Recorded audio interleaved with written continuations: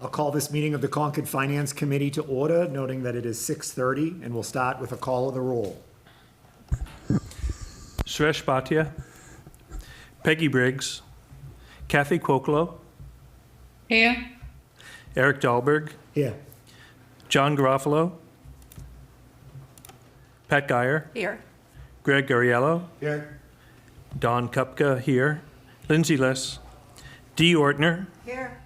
Carlin Reed, Here. Paul Rodriguez, Here. Kazisa Druzman, Here. Sri Tupul, Here. Lois Wassoff. Here. Thank you. Okay, and we have a quorum. We'll start, as always, with public comment. Do we have anybody in the room who'd like to share public comment? Seeing no one in the room stepping forward, anybody online?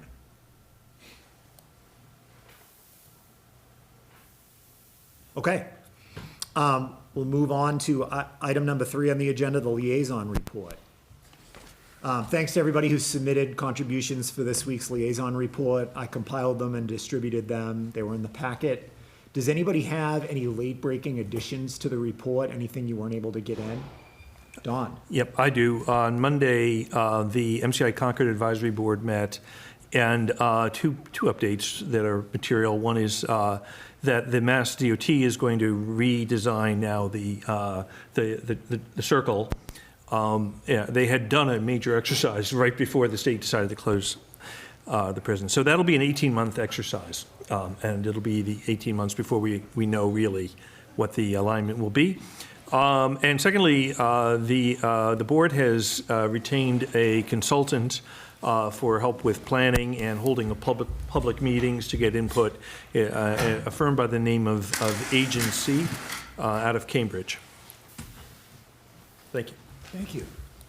Saw Pat had her hand up. Yes, in the liaison report regarding the Board of Assessors, I said that the RTE meeting committee had not been formed yet. This is the Residential Tax Exemption Committee, has been formed, and you can read in the papers or you can talk to me about who they are.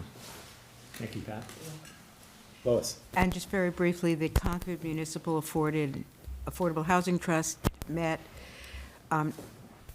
but not in time for me to get a written report in. And the most relevant thing in the meeting to us is that they are going to be, the CPC allocation is going to include $740,000, a request for $740,000 for them. And, we'll have an opportunity to review that in the normal course because it'll be part of the warrant article process. So. Great.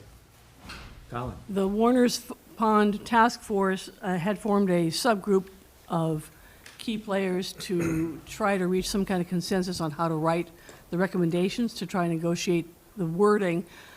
They have achieved that, and they're going to be presenting the results of their recommendations on March 13 at a public forum, 7 to 9 p.m. here at the Townhouse. It's March 13. Thank you. Paul? Yeah, I just wanted to let you know that the Minuteman School Committee did approve its budget and submitted it to the school committee. More to follow on that, but I just wanted to highlight that process is in place. So. And I'll just sneak preview for our next meeting. The Minuteman folks reached out to ask if they could join us to give a quick first look at their budget. So they're tentatively going to join us next meeting, February 27th, for that purpose. Anyone else? Liaison report updates. I have one other, if I may. Alan? The Concord Middle School Building Committee this morning voted to approve using some of the $8 million in contingency funds to buy new playground equipment. The dollar amount was not specified in the motion, but they were talking between $75,000 and $80,000 out of the $8 million contingency that's left. Oh, and I think we'll hear that the school opens up next week. Oh, and just one other brief thing. At the very end of the liaison report, Eric included a reference to the Mass Municipal Association and their meetings on March 27th. They're running 2 different sessions concurrently, so you can't go to both. And and they're in person. Carlin, did you ever get a response to your question about whether No. they're hybrid? I don't I'm think they guessing are. it's going to be in person only. Right, so the two topics being covered are both quite relevant to us. One has to do with Finance Committee involvement in town meeting, the other one has to do with capital planning. I'm happy to go to one. I can't be in two places at once. So if somebody is willing to go to the other, you get to pick first, and I'll do the other one, because I think they're both relevant to what we're doing. But Eric provided a link to more information about it, so if anybody is willing to, or able to go to the other one, drop me a note and we'll negotiate which one. They were good. They were very detailed. Like, they went much more detailed than we do. Has anybody else been to one? I've been to I've been on. Yeah, I've been They're to very one. good. They They're were very good worthwhile. To get a very good understanding of finances. I will say a lot of the stuff, doesn't directly apply, like cheddar sheets and stuff like, stuff that we don't have to deal with. But it was a very informative session. So Yeah. if you haven't been and you want to learn more about it, it's definitely a Yeah. good thing to attend. Yeah, they're worthwhile sessions. And you meet people. True. You do. You get to hear what their problems are. And they're on our side. And they're right, exactly. Very supportive. Okay. We'll do another liaison report for our next meeting, even though it's 2 weeks away. I feel like there's a lot going on with meetings and events in town, and I get a lot out of these. So the call will go out again for our next meeting. Next item number 4 on the agenda, correspondence. I saw that Anthony included several emails we've received from taxpayers in the correspondence. Useful information. I don't think there's any need for discussion, though I'll open it up to the group.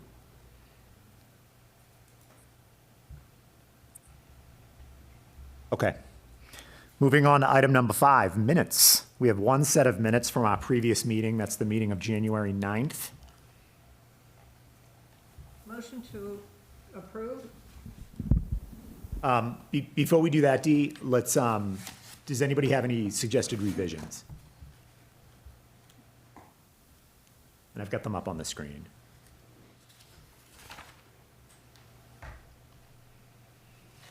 Any edits or revisions?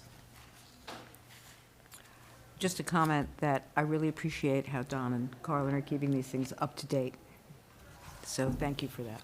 You're welcome. It is a team effort, and we are up to date now. Yeah, which is great. Last call for edits. Can I get a motion to accept the minutes as presented? So moved. Can I get a second? Second. Thank you. And we'll do a roll call vote. Peggy Briggs, Aye. Kathy Cuocolo. I'm sorry, Kathy's online. Yes. You're muted, Kathy. I'm sorry, I didn't hear. Oh, we're voting on whether or not to accept the minute? minutes? Yes. On what? The To accept- minutes? Yeah, Y- January yes. 9th. Eric Dahlberg, Yes. John Garofalo. Yes. Pat Guyer. Yes. Greg Gariello. Yes. Don Kupka, I'm a yes. Lindsay is not here. Dee Ortner. Yes. Carlin Reed. Aye. Paul Rodriguez. Yes. Kazi Sadruzaman. Yes. Sri Tupul. Yes. And Lois Wassoff. Yes. So The that's motion passes by, 13 aye, yeah, no noes, and no abstentions. thank you. Okay, so the minutes are approved. You'll take care of getting those posted? Yep. Okay. Okay, so we're ahead of schedule here. I will jump ahead to just a sneak preview of our next meeting, which again is going to be on Thursday, February 27th, which is in 2 weeks. At that meeting, we're going to do a few things. As I mentioned, our friends from Minuteman are going to join us for a first look at their fiscal year 26 budget. The CFO is going to walk us through warrant articles that the FinCom is, for FinCom's consideration, a sponsor. We're going to introduce those tonight, but we're going to have a more thorough conversation at our next meeting. We're going to, by that point, the warrant will be closed. The warrant closes on February 19th, so we'll be able to look at the full set of of articles on the warrant so we could start to think about our recommendations. And then we're going to spend some time on planning for the annual report. Dawn has been doing great work pulling together an outline with sections and dates. We're going to identify owners for each of the sections. We're going to ask every member of the Finance Committee to own a section or a subsection to help produce this year's report. I'd ask everybody to take the homework assignment tonight to review our report from last year as a refresher in terms of what the content is going to look like. Dawn has some great ideas on how to improve it and revise it a bit, but big picture, it's going to cover the same themes.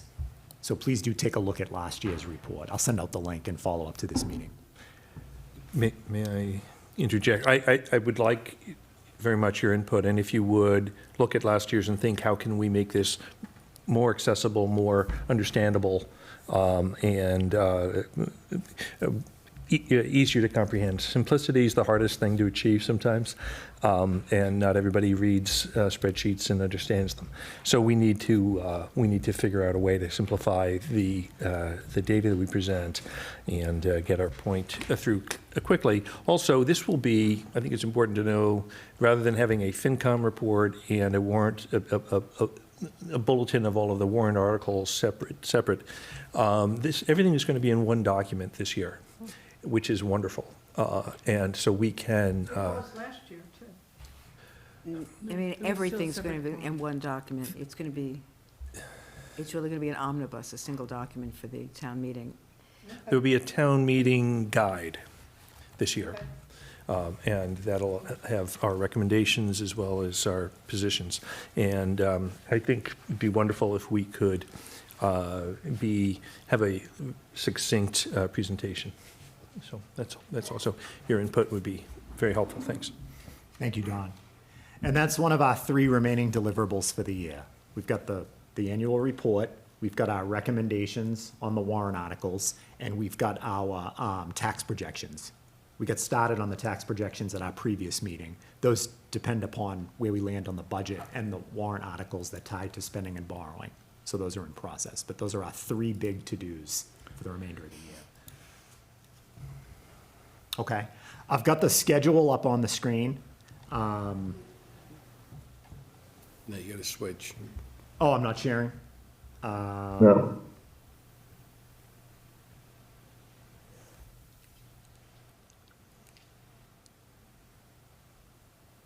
There you go. Okay. So this is our schedule. We're in the month of February now. First of 2 meetings in February. Like I said, we'll reconvene on the 27th.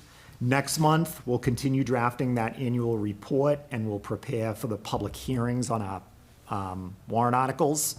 The hearings themselves will take place in April and the first day of May. And then we're full speed ahead to town meeting on June 2nd, which is quite late this year. Peggy? When does the warrant go out to the residents? And if it's a single document, well, there's it's sort of a two-phase question. The warrant usually goes out to all the residents. Then we have the hearings, so they have the warrant in their hand at the hearings. But we don't usually make our recommendations until after the hearings. And if it's a single document, how does that work? Yeah, I should clarify, Peggy. I meant there'll be a guide to the town meeting that includes the articles as well as the FinCom report. That will not, so that there will be a separate warrant. Okay. Previously, yeah. Okay, Sorry, yeah. I misunderstood that. No, I misstated it, yeah. Our big date ahead of town meeting, which is on June 2nd, is May 5th. Yeah. We've got to have our recommendations and the report totally done by May 5th. We had been planning for May 8th, so the revised calendar bumps up our due date by 3 days, which isn't bad. So May 5th is the big day. When do we have a meeting? When's our May meeting? We'll have, as it stands now, we'll have a total of 3 meetings in May. We'll meet on May the 1st, Okay. May the 5th, and then May 22nd. So we're not doing May 8, which is what I know on the No. schedule. No, I changed it to reflect the new calendar. So May 8. And I'll distribute this after tonight's meeting. Got it. Okay.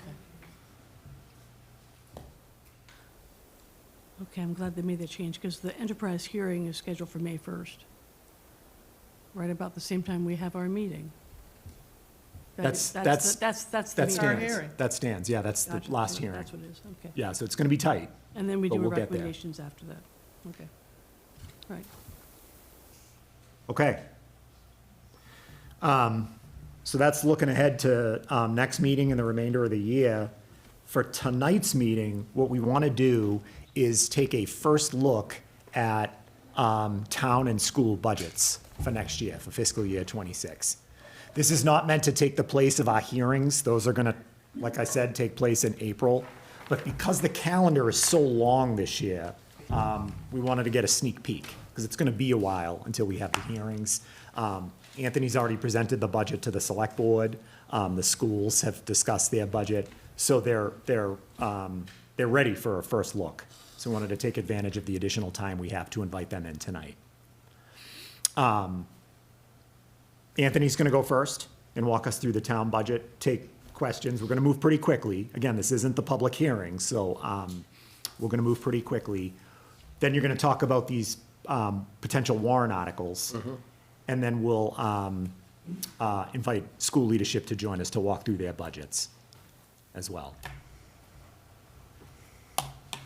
Okay, take it away, Anthony. Thanks. Want to stop sharing everything? Sure. So jump in. Thanks.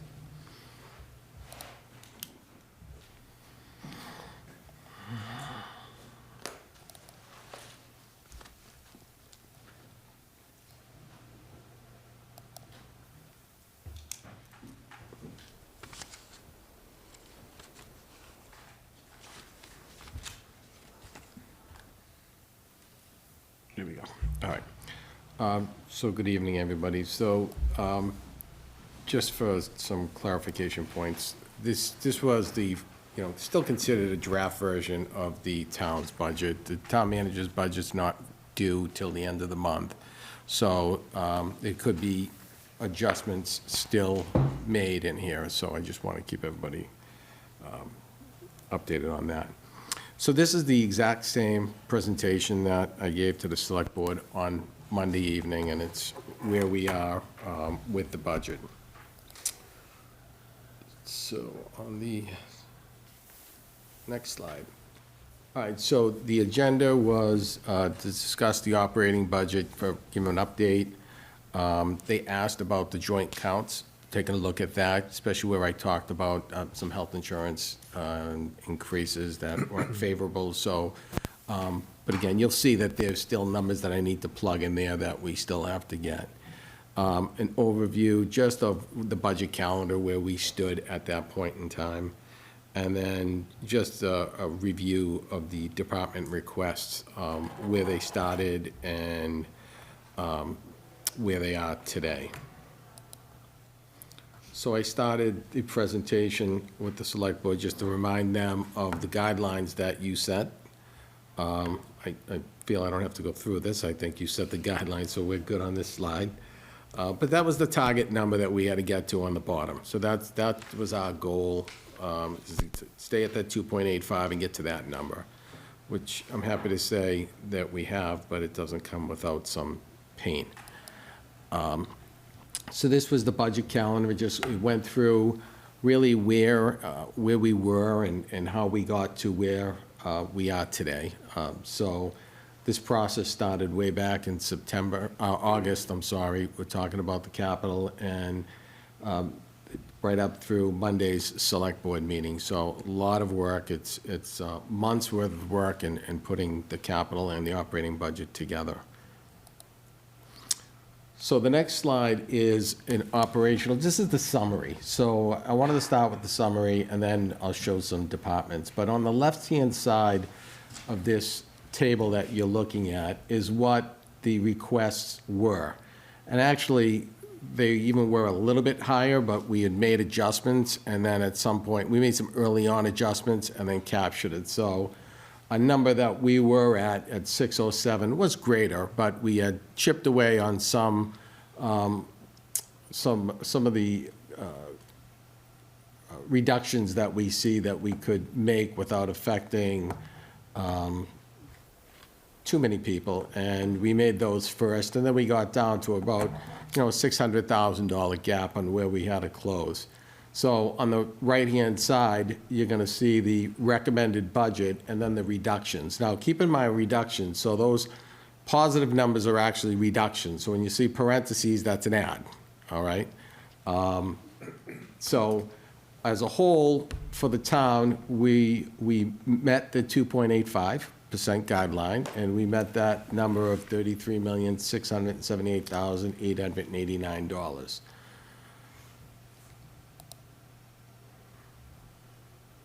So on a high level, I'm just going to give a high level on some of the reductions that it took to get to this point. You don't close a budget gap like that, unfortunately, without affecting FTEs. So, with that, we will see a reduction of 2.5 FTEs. We will see a reduction in HR for some temporary services for a management specialist consultant position.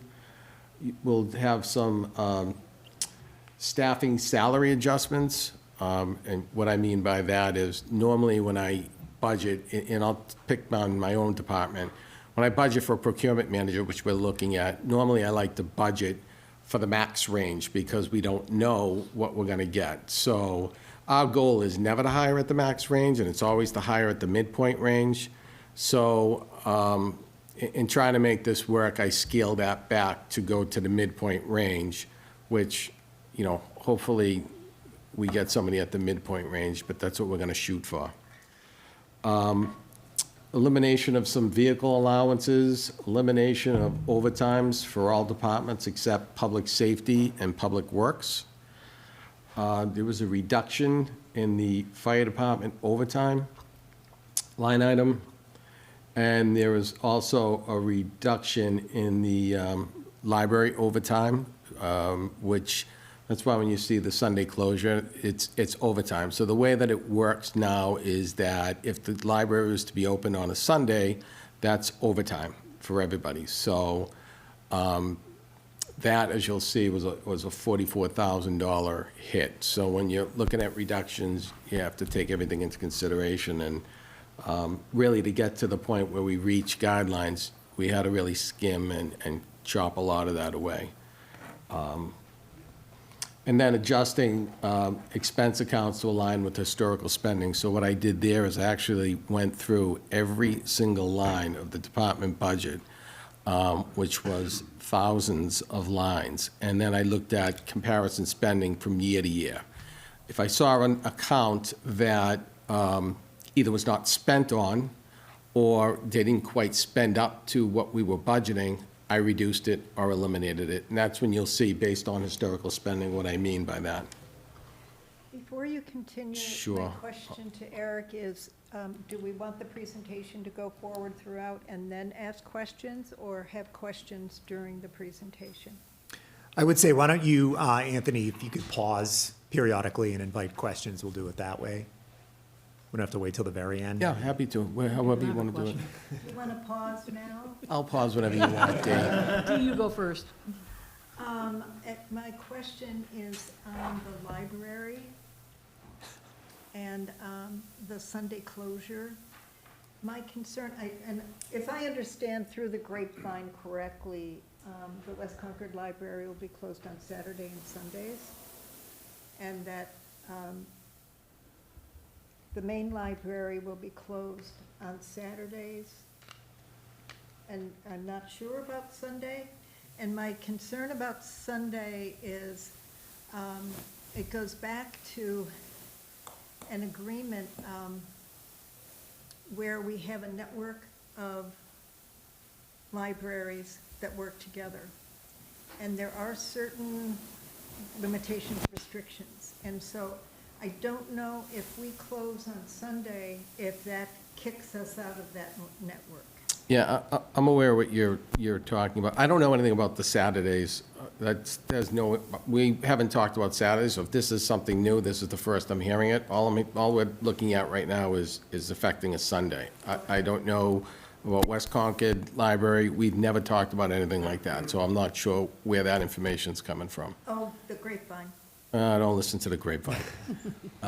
Listen to the select board meeting, listen to this tonight, and I'll tell you what we know as of right now. And for the library, we're only talking was Sundays, and that starts July 1st, if this ultimately is the final budget that goes to town meeting. Okay, but consideration would be given to the fact of Yeah, this network versus out of network. We reviewed that, and we're going to be sitting down with our department heads. They've had an opportunity now. I've been sending them all of the backup documentation and the work that I did with notes and so forth to let them know where I came up with some of these reductions and why and so forth. So we're going to have an opportunity to sit down with them again and talk with them. I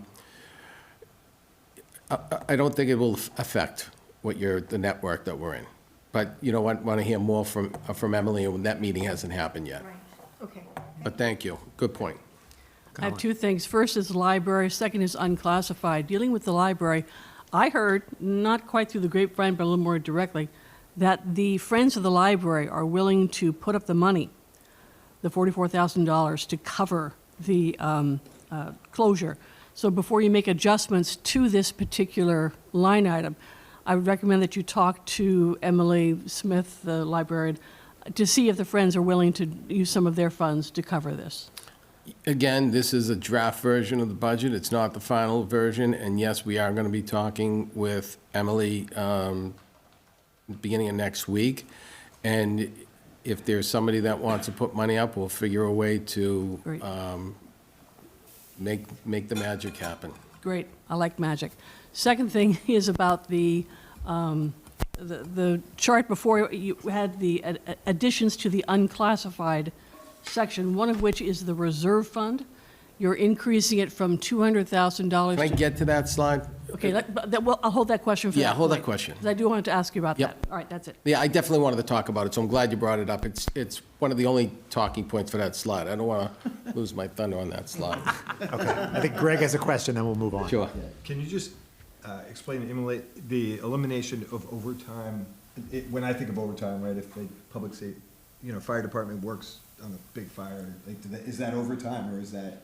So that there's overtime involved for public safety that is not affected by this. Okay. So this is overtime that might be for other reasons. Maybe it's within my own departments. If there was overtime there, with the exception of the town clerk, there's still elections that we have to do, and there's only so much we can do there. But if there's other departments that had some overtime, the recommendation is find a way to do it within the workday. Okay, so it's non-safety. It's non-public safety, Yeah. yeah. I know you say Except for the public safety, reduction in the fire department. Yeah. That was a reduction. It was based on the ask that the chief did was, if you remember, we had that, before I got here, there was that $515,000 negative, and then we adjusted it last year at town meeting. So he was looking to try to get that money back, but no departments get that money back. We all absorbed the hit on that, and then he was increasing it at a different rate than I was. They're right now in a contract year, so I increased their overtime based on 2.5%, where I think there was a different number may have been used. Thank you. Okay, let's move on. Oh, Peggy, did you have a quick question? I do. I was curious about the library. So I went on their website today, and it says they're closed on Sunday. So Right now? that's what it said on the website. Yeah, I don't. Sunday, it's- closed. we- So let's get to the bottom of that before, when you meet with Emily. And- Yeah, well, I'll ask her, but Maybe she took you seriously. She don't must have- say, the money's Might have already jumped- been someone might have appropriated at jumped the town meeting gun. last year. Don't jump the gun. Things are already funded through June I was 30th, a little so. surprised to see that, and secondly, when you meet with her, they've added a lot of staff in the last 3 or 4 years, and we're only looking at the last 1 or 2. It just seems like you could reach back and look at some of those other especially more senior staff additions, so That's Yeah, all I no, have to say about it. Peggy, that's a good point. As I flip through some slides with departments, I know that departments have expressed a concern that where I took the money from, but the bottom line is that money that's allocated from the department, how you make the sausage inside each department, that's up to you, but this is the number you have to live with. So if there is an adjustments that can be made to do different things, So is that certainly only the it's one up that to. recommended the Sunday closure? That was the line item we took it from. If there's Okay. another way that they can keep it open and come up with another plan, I think that the town manager and I would be tickled pink. So are we. So, and that's why we have to have those conversations. Excellent, thank you, that's all. All right, some further recommendations, and these are just considerations. This doesn't affect the bottom line number, but it's things I think we need to consider going into FY '27.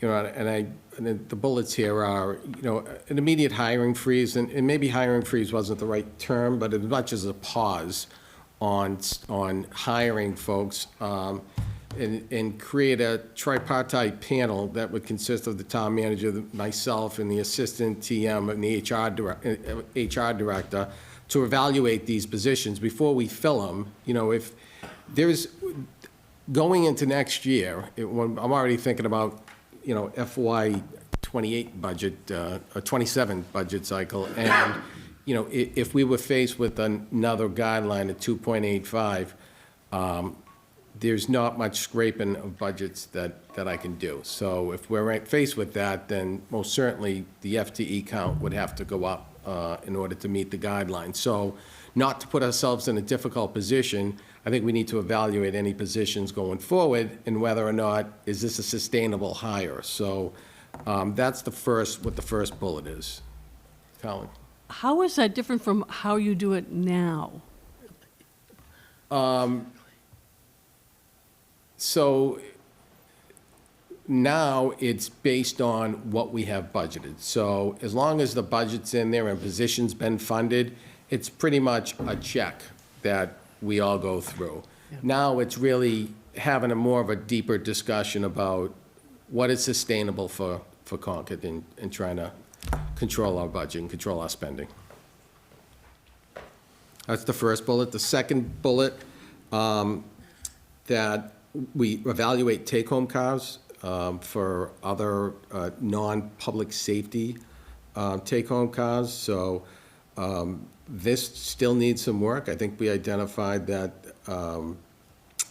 this is not a blanket for just completely all take-home cars, because there are some that are public safety related that maybe wasn't taken into consideration. So this is a work in progress, but this is another opportunity for to look at, because what happens here too is if, in the capital request every year, everybody wants a vehicle and replace a vehicle.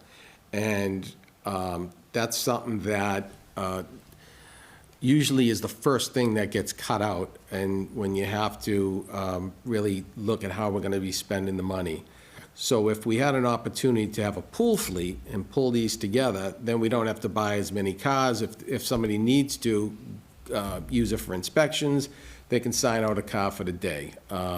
Hopefully that'll decrease some capital cost, and then obviously there's operating expenses that would see savings with gasoline, and even for those vehicles that are electric, there's still an electric cost to the town. We still pay an electric bill even though we have an electric company. Beginning July 1st, I really want to look at reducing the number of P cards, and the only reason that is it doesn't help me identify what people are spending money on, because when you look into our ERP system, it'll say a P card purchase, and P card is just the town's credit card.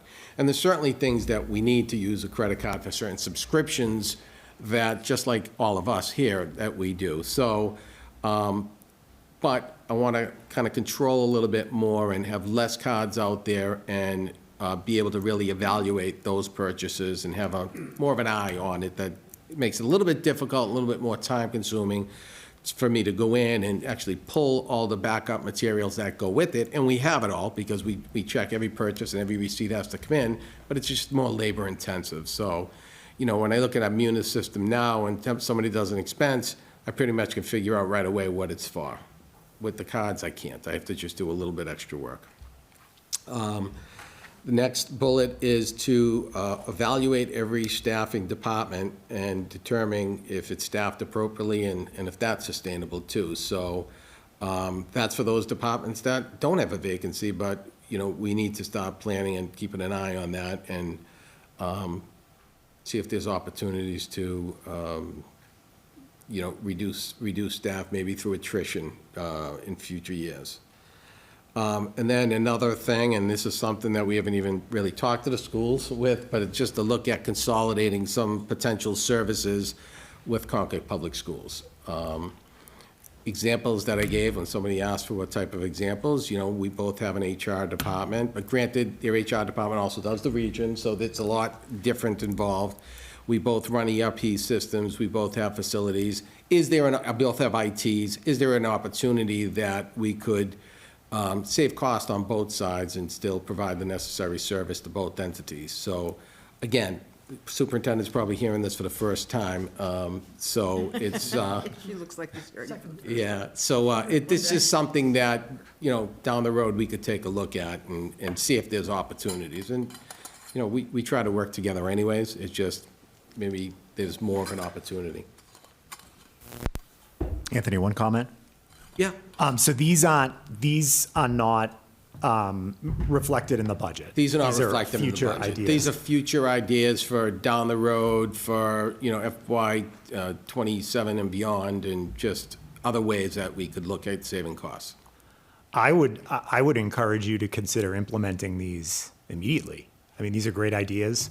When we finalized the guideline, we talked about together redoubling our efforts to identify efficiencies and savings across the budget units. And that's what these do. So I would say, let's do it. Let's go for it on all these. At least consider them seriously for this year, for FY '26. Yeah, I think that, you know, we have to have a lot more discussions and see how it affects services, but it's certainly something that we're going to have discussions. Right now, we're just trying to focus on the number, getting the budget, and getting everything ready for town meeting. But we have plenty of time between now and July 1st to take these into consideration and make the necessary adjustments. If, you know, the town manager has to obviously evaluate this too, and we have to get feedback from department heads. And we want to do that before, you know, we just say, these are all in place. John? Yeah, I'll just add my concurrence with that and say I'm very happy to see this. There's nothing here that wouldn't be standard operating procedure in many for-profit companies, so there's no reason that I know of why we should be operating without these. I'll be a different of opinion where I think implementation of some of these may take some time, and I would hate for you to hold up your budget submissions, taking that time to see and costing out the efficiencies associated with it, because like upfront data and being able to follow the timeline that we just spoke to is important, even though you could also gain those efficiencies like kind of in parallel. So I understand that some sort of hesitancy, but you could run it at the same time. Yeah, yep. Paul, you're right on. You know, we have to get everything ready and get all the numbers together and do everything, but it's not something that, you know, we're gonna turn a blind eye to some of this stuff. It's certainly something that, you know, has to be into consideration, because, you know, I'm concerned about the economy. You know, when you're hearing some of the things that's out there, inflation's still high, you know, Mass General laying off people, you know, to me, there's indications there. You know, the state's certainly making some provisions to prepare. You know, it goes in waves, you know, and it's been a little bit. COVID was kind of something that hit us in the middle of a wave. Normally, there were about 10 years or so that we hit a downturn in the economy. You know, I don't know what the effect on the federal government or what's going on there, as if tariffs that come in and how that's going to affect everything. So these are all things that we need to, you know, start preparing for, you know, the rainy day. And you might find that some of these are easier to implement, which might allow you to, you know, pivot, you know, as the process goes on. But I do like speak to like the point I just made. So. Yeah, thank you. Okay. All right, moving on. So this is just within each operating government segment, so this is general government, and this kind of just breaks down the summary into a little bit more detail. If anybody has questions, other than that, I would just flip through these, quickly, but I can pause if anybody sees anything that they might want to. One quick pause. Anthony, I saw sorry. Quasi had his hand up. I think Okay. we missed you, Quasi. Yeah, no, I was just going to clarify on the library. Like the main library is open for 4 hours on Sunday from 1 to 5, but the special collections, and the workshop is closed. So they are open for 4 hours, and I really hope we find ways to keep it open, even if it's only for 4 hours. Thank you. All right, so this is finance. And again, I took a hit myself, so nobody's excluding, and I don't, I include myself in reductions, and What are you going to reduce? me, I'm all done after Where are you tonight. going? No, so when I talked about those staff salary adjustments, Dee, I made some of those. So like I said, I budgeted for the max, but I had to scale back, which means I'm gonna restrict myself to hiring based on that midpoint range. I'm a little concerned about it, but it is what it is, and we'll have to make do. What's the concern? Just about getting, The caliber of person Yeah. that you need? yeah, because it's just, if you don't get it, then it just falls on me, and at some point in time, I have to go home and see my wife, There you Well, go. she might enjoy me being here, I'm not quite sure. So this is, that's finance. The next one is, oops, I clicked on the wrong, planning and land management. And that was, I want to quickly, that was an increase overall, but the increase is just basically a position that we're moving from the town manager's office to economic vitality and tourism. So, and that's the economic and vitality manager that which should have been switched here, and we're making that adjustment this year. So that's really it's not a really increase. Human services. The Harvey Wheeler going down. All I did is consolidate that into facilities. Okay. There was no reason to have all these separate line items. They all go into facilities. Public safety. Public works. And unclassified. Here's my spot, Colin, so right now. So, yeah, so what I did is I actually beefed up by $50,000 the salary reserve, and that's the funds that are under control of this board, right? So why did I do that? When, in my over 20 years experience in municipal government, when you run leaner, there's less money to do the unexpected things that come up. In other words, and I know Mary's behind me, and I made a reference to them as far as last year, they decided we want to remove the pocket meters downtown. Well, because we have a little bit of extra ability within our budgets, we're able to do that. A request like that comes next year, the answer is going to be, we don't have the money. If you really want to do something like that, then we need to consider using the reserve fund. And even with clickers, I know that was a recommendation, but that's not something we budget, and we just don't have extra money. And I understand the need, and I've implemented clickers in another community that I ran, so I get how it can be really helpful. But in the middle of a fiscal year, if we don't have an appropriation or a capital project for that, we may have to just turn around and say, we don't have the funds for that, so. So would an example of that be if we need to pay for overtime for public safety, fire department, or the public works department because of Concord 250? Would that salary overtime, could we consider that out of the reserve fund? I'll give you some. That's the one that worries me, because I'm not sure. 250th? The 250th, Yeah, that worries me. I'm working with Chris Johnson, and we're going to try to get a better grasp on the budget there. I'll give you a better example how that will be used in my experience. So, when I was working for another municipality, one of our fire trucks had an accident. It was an unexpected accident, and it had a $40,000 price tag with fixing the vehicle. That's obviously something that you don't budget for. We budget for vehicle expenses, but that blew the budget away. So what I did at that point in time is I went to the finance committee and said, I just want to make you aware you kind of keep a list that we had this unexpected expenditure. We're going to try to handle it within our budget because during the year we have vacancies and so forth, and maybe you can absorb it. But in the event that we can't absorb it, we're going to be requesting that of the finance committee. So that's an example of how that can be used. Do you have any other salary reserve funds hanging out there? Yeah, so the salary reserve fund, we still have 3 collective bargaining agreements, the largest one being the fire department, that's still outstanding. So originally, you see that got beefed up because when we're doing our calculations on everything, it was determined that we probably need closer to that 700,000 to solve, retros and all that stuff that goes with all these, the anticipated salary adjustments.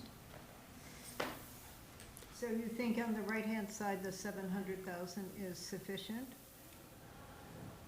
I hope so. When you go into collective bargaining, you never know what happens. So let's just say I hope so.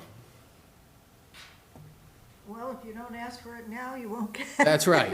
That's right. I think it should be fine. I think it should be fine. All right. Peggy. Tony, for the full-time equivalent and the staffing budgets, do those include all of the unfilled positions as if they were filled? Correct. And how many of those positions are there? That was asked, probably overall through all funds, it's like a dozen. I'd say within our general fund budget,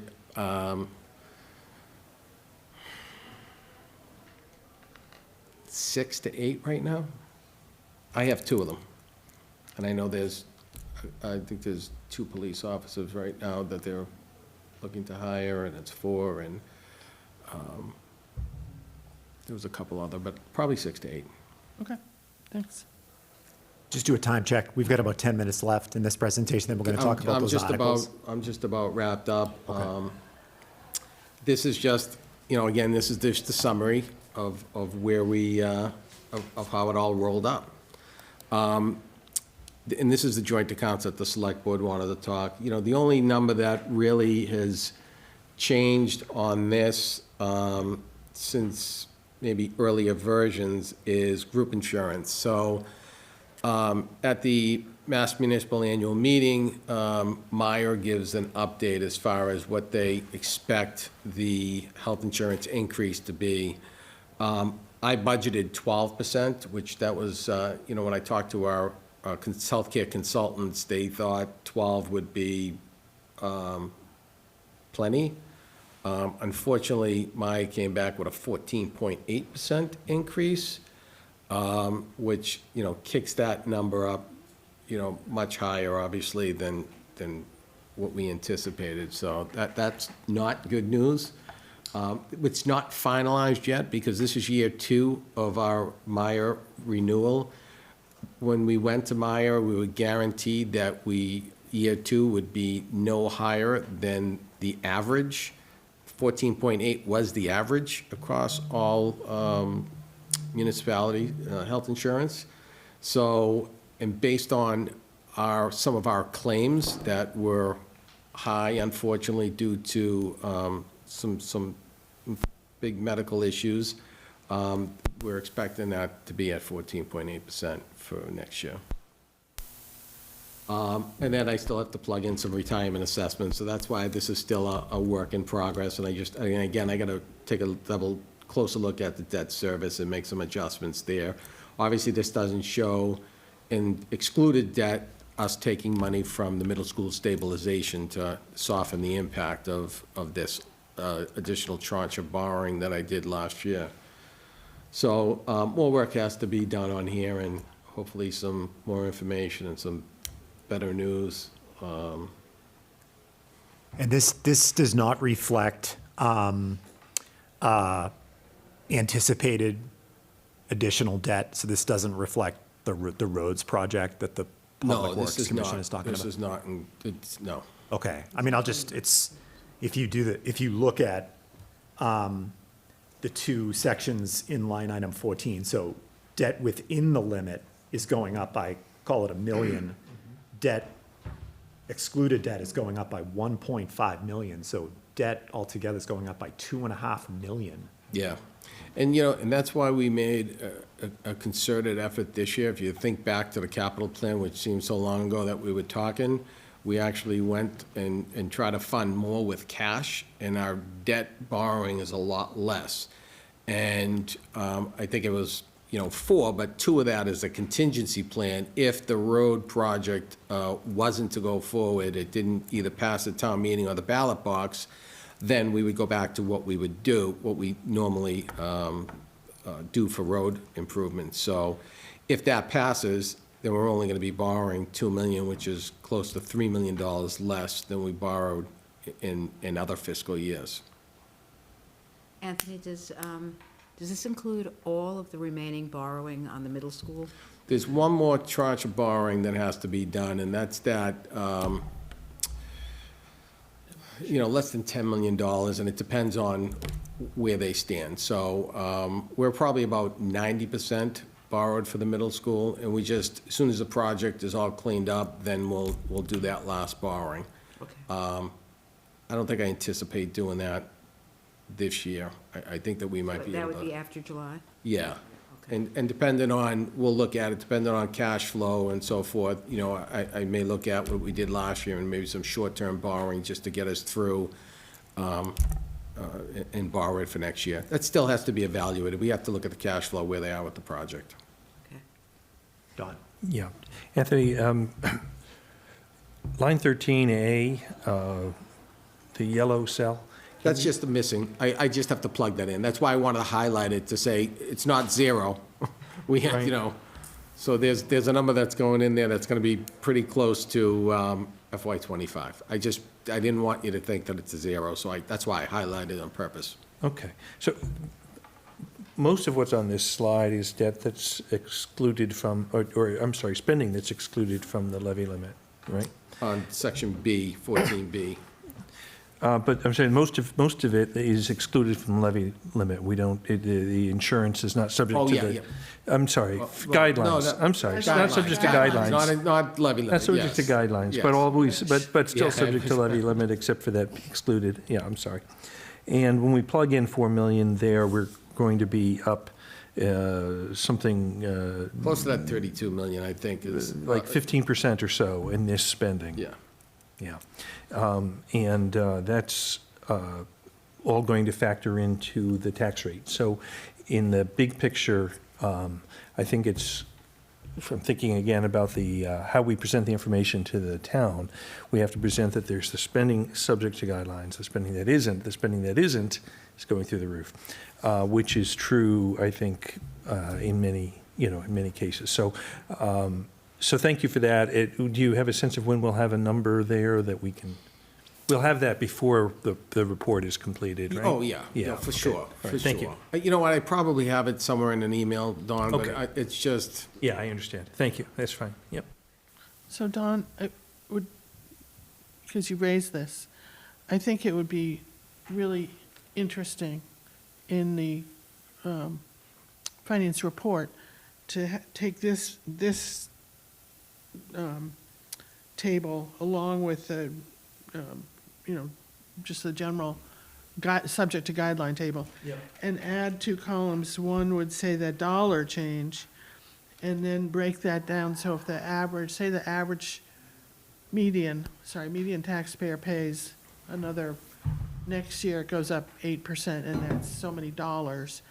And then take this and break down those dollars so they can really see where, where the dollars are going, and especially the impact of the middle school. 'cause Yeah, that's a thanks, lot. thanks Peggy for that. And I would say, I don't think that Lindsay's not here to confirm this, but I don't think that increase was incorporated in last meeting. We spoke about the projected tax increase for next year. None of this increase was incorporated in that, I suspect. Thanks. Just one quick question for you, Anthony, which is, this is your budget, this is what you're presenting, it's draft still, but what are your top 3 concerns about the budget that you're presenting here and meeting their goals? First of all, it's the town manager's budget. I just happen to be a CFO that helps prepare this, so not that I don't want to take ownership. I have no problem with the work that I've put into this. But, it's a difficult exercise that the town's going through this year. It's not something that I'm not familiar in other communities. I think this is the first time that staff is probably feeling the reductions that we're making. So,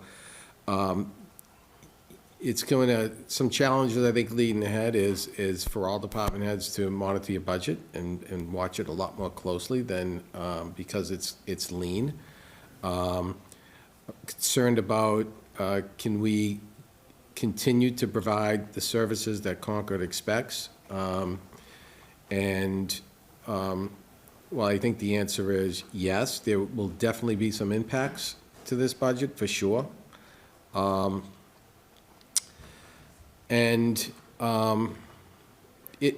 is a two-way, this is a two-way street where, we're making the necessary reductions to meet the guidelines. I think that committees have to maybe lower some expectations, and what I mean by that is, last time I checked, I think Concord was at somewhere of 65 committees, Mary, somewhere around there. And, and I know that every committee would love to have a staff member assigned to it, but, and one of the committees that I just, pushed back on, it was the select board that, the tax relief advisory committee, they wanted a staff member, and I said, I had to explain that, when I'm reducing overtime, there has to be staff works, 9 to 5, I'll just say 9 to 5, 8 to 4, whatever it might be. There can't be the expectations that everybody is salaried, that they're going to put in 16-hour days. It's not sustainable. It burns staff out. This does not allow for a COLA adjustment. There is steps involved. Concerned about morale. So I think everybody has to kind of check their wish at the door and kind of realize that it's not just the town that has to make, it's the expectations that we can do everything that we can do, because it's going to be a challenge. I think, I think that you're probably going to hear no more. And, I always tell the story when I was interviewed with, Mary was here and Parasha here, and I think it was Mary who said to me, the town needs to be told no more. And I think she knows I'm not afraid to give some suggestions with that. But that's what it's going to have to do. I think we're all in this together. So I think everybody has to just understand that. It's painful, and nobody likes to see the library closed. Nobody likes to see an employee potentially walk out the door. So, but if that's what we have to expect, then we all have to make sacrifices, and service is a part of that sacrifice. Thank you. You're welcome. Okay, we're almost at time. Just in terms of next steps, when are you slated to present the final budget to the select board? You said the end of the month? Yeah, at the end of the month, the town manager's budget is due to the select board. So I think we're planning on the 23rd, 24th. Okay. So I'll be flying back from a wedding that night, so they put me on last so I can zoom in, or I try to get back to Concord and get off the flight, but yeah, that's our goal. Okay, all right, well, I'll share the details of that meeting with the members of the finance committee so we can listen in and you can kill 2 birds with 1 stone there. But thank you for that. You're welcome. that presentation, Anthony. The next item is you want to introduce Oh, yes. these warrant articles. Do you want to share that again, the agenda, Eric, and I'll just talk to those?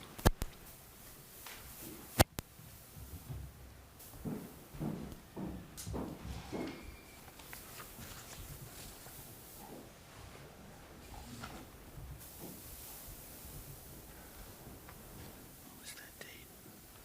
What's it, he's presenting his final budget. All right. Okay. Great. it's Item number So- 7. So I had emailed Eric, and there's a couple of new articles that February. I'd like to see go to town meeting, and, you know, I talked to Kerry as far as if this is something maybe the finance committee wants to sponsor, or if it's somebody else that will sponsor the articles.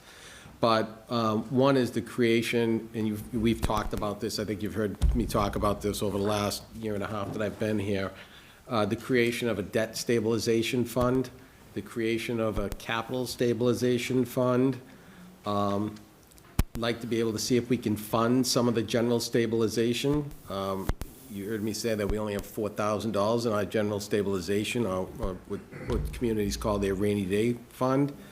I hope it doesn't rain, because we can't afford the umbrella, but, you know, that's something that I think we should look at. And then, obviously, we're gonna have that article to withdraw funds from the middle school, which I think that's a gimme. But those other ones I think are really important, and, you know, Moody's has identified, well, we maintained our AAA bond rating, which is great. They also flagged in there our reserves. And, you know, I'm concerned about our reserves, and, you know, I'm hoping to have an estimate on free cash by the end of this month. But, you know, when you do a tighten of the belt, all that's gonna do is create less free cash, because departments turn back, you know, about $1 million of unspent money. And, you know, it's most likely we can plan on that not happening in the future. So if we get free cash certified at, I think last year, off the top of my head, I think it was like $9.5 million.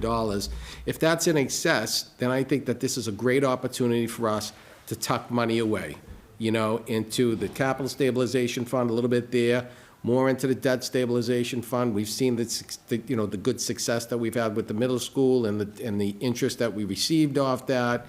You know, you have a couple of big projects coming down the road. You know, starting to plan for that now is gonna help soften the blow when that ultimately does have to happen. You know, this isn't anything different than we probably do in our own homes. And I think that would be an excellent use of free cash, and if the finance committee wants to sponsor that, certainly, you know, it's something we can discuss next meeting, but I'm gonna throw those in there, and then we can have another discussion on the 27th. That was my first question, just a timing question. The warrant closes next week, and we're I'll put not 'em meeting in. till the 27th. I'll put them in, and then we can it's always easy to take stuff out. Okay.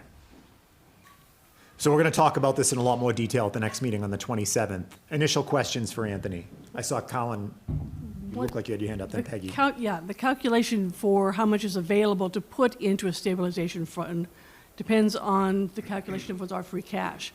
And my understanding is that it's based on 5 to 10% of the amount of the subsequent year's town budget. So I'm thinking, you know, town's budget, the total town budget, not just the 33 million, the total town budget's roughly $140 million. So 5% of that is about $7 million. That's if we hold at the 5% level. So to me, that's a baseline for discussion for the next piece. Because if you're saying we have 9.5, that means we have 2.5 to decide, do we want to keep it flexible in free cash, or do we want to dedicate it to a stabilization fund for one of these items? You know, That's how I'm viewing this, right? Right, yeah, stabilization funds are flexible too. You just need a different vote at town meeting. You know, taking money and appropriating from the free cash is just a simple majority, and taking money out of a stabilization is a 2/3. Okay, that's a difference I didn't know about. Yeah, so it's not that it's not available. If we have a downturn in the economy and we don't have enough money to put into capital, maybe we're saying that, you know, we need to take and I'm making numbers up, $500,000 out of the capital stabilization to help fund a capital project for future years. Does there have to be a vote on that? At town meeting. You can only do it at town meeting? You can only remove funds at town meeting? Town meeting, From a 2/3 stabilization vote. fund. It's Set it up. designed to be difficult to get out of, like a certificate of deposit. It matures at a certain time, so you don't want to take it, otherwise there's some kind of a penalty. I understand that. My understanding is the benefit of putting funds into a stabilization, I think it's a lot of complication for you, and us. But the benefit is that you can put it into a more aggressively invested situation where free cash just has to sit there in cash and you don't make any money on it.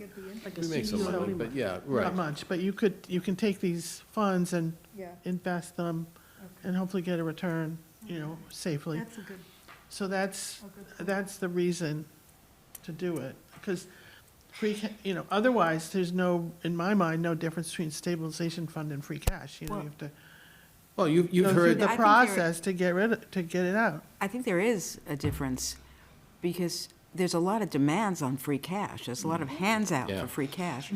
Once the money's been moved into a stabilization fund, you're right that it can be invested. Remember, we didn't have to put more money into the middle school stabilization fund because we hit the goal we had set because the money was invested. And when the interest had a couple years to accrue, we hit our number and didn't have to put more money into it last year.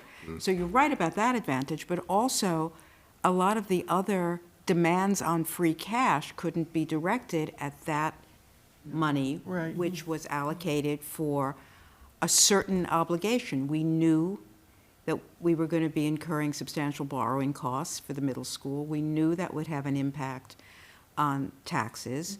So, and we knew this was a way to mitigate that impact, particularly during the years when there was a real peak in the borrowing and what would have been an even bigger adjustment upward in taxes. yeah, it's- So I think there's a lot of advantages to doing what Anthony is saying, if in fact we have that availability of free cash now. And I also, I also listened online to your presentation to the select board, so I've heard some of this twice now.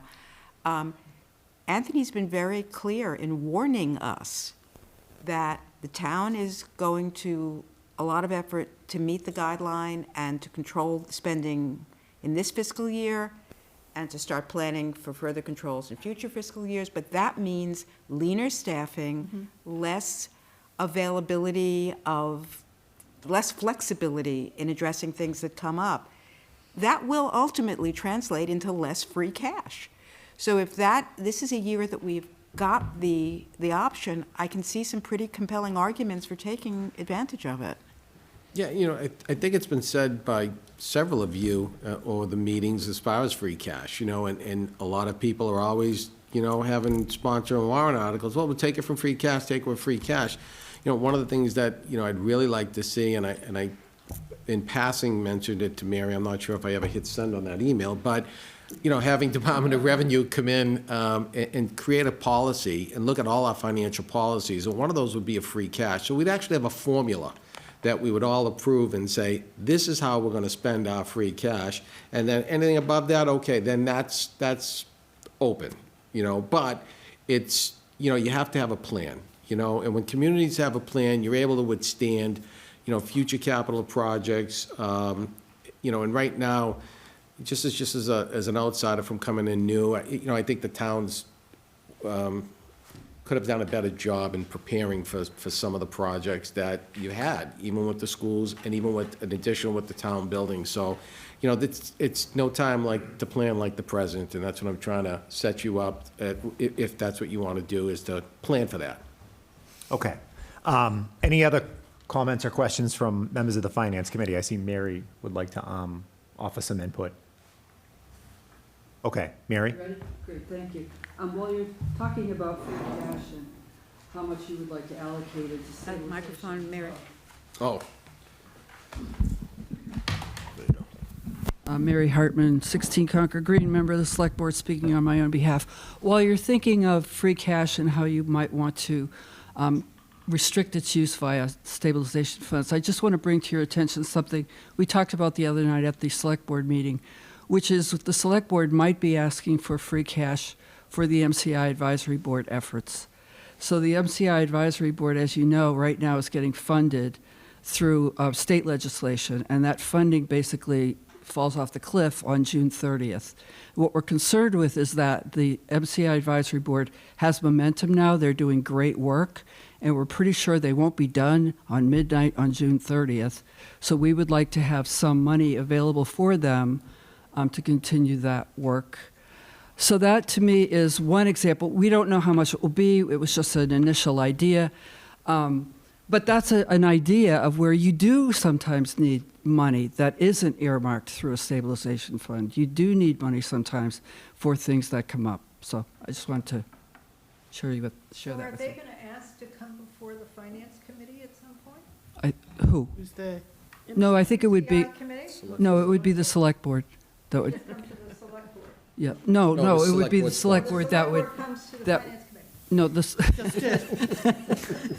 This is our one shot. This is it. This is what you're asking. I'm just letting you know that we talked about it, right?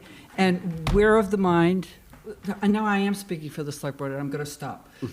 We talked about it the other night. We will talk about it again on February 24th.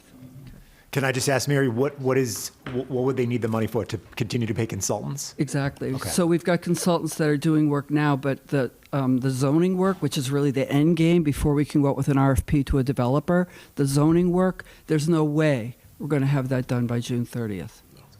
We'll be lucky if we get some of the economic feasibility studies and the other work we're doing for the reuse there by June 30th. That's going to be an effort. So we're not going to get all the work we need done in order to get that land developed. Thank you. Anyone else? Yeah, just one quick question for Tony on the joint accounts. Which one of these is OPEB? You want to go back to the budget? Look at the- Sorry, which is OPEB? Is that 13B? Yeah, it would be, yes, 13B. Thank you. Sorry. Okay.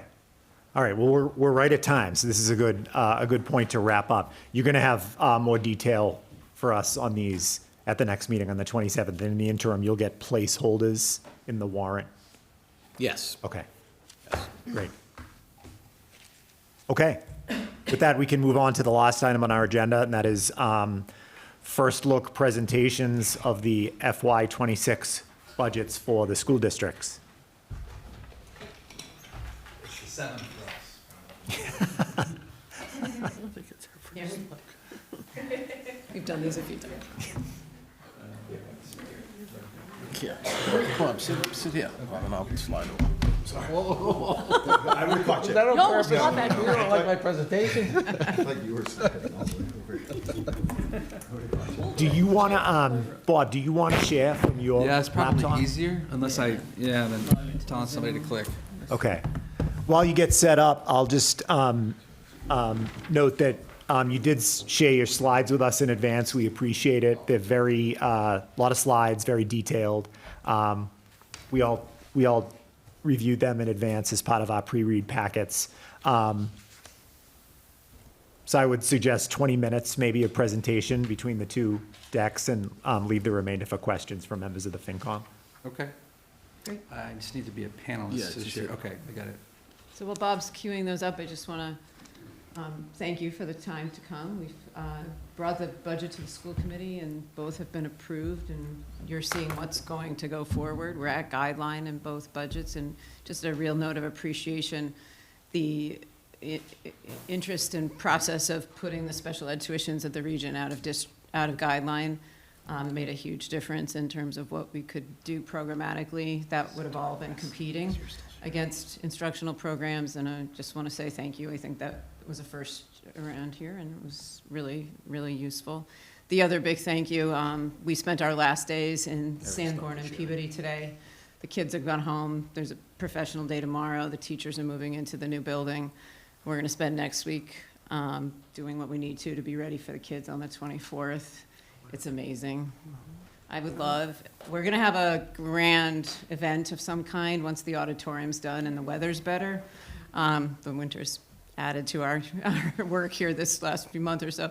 But if the FinCom, if you'd like a tour before then, we'd be happy to have you. Yeah, that'd be And, fun. Oh, so there we go. Select board too, Mary, please. We'd be happy to give you a little more personal tour rather than the grand Before it's community lived in. event. Well, before it's lived in, well, the kids are coming the 24th, but we'll see how long that takes to feel lived in. Next week, we're still at the, we're in pretty big punch list items, and it's super busy. We managed to, I think, accomplish the temporary occupancy permit work today, so we're excited for that. I mean, that's how close we are. Like, teachers are coming in tomorrow, and we're still at permitting work today. So the town leadership has been amazing. Many of the departments has been very available and engaged last month as all the permitting had to happen. It's just been a really huge community effort. So we'd love to have you in, tour you around. It's exceeding the visions we had, which I think just is fantastic with light and nature, and I think you're going to be really thrilled. So you spent a lot of time talking about how we got here. I want you to just come enjoy the what you helped happen. It's going to change things for this community for a long time to come. So let's get to the middle school theme will come up. It's a big part of the CPS budget. We have made consolidations as we said we would. We typically, I'm laying off 3 to 5 people yearly because we do annual reviews of all of our staffing and based on enrollments, which are down a little bit. I think that's good news given some big complexes coming online in the next few years and some other things. Based on enrollments and need and things like that, we always are trying to find those savings. The middle school, we knew those were savings we would have, and we've identified those.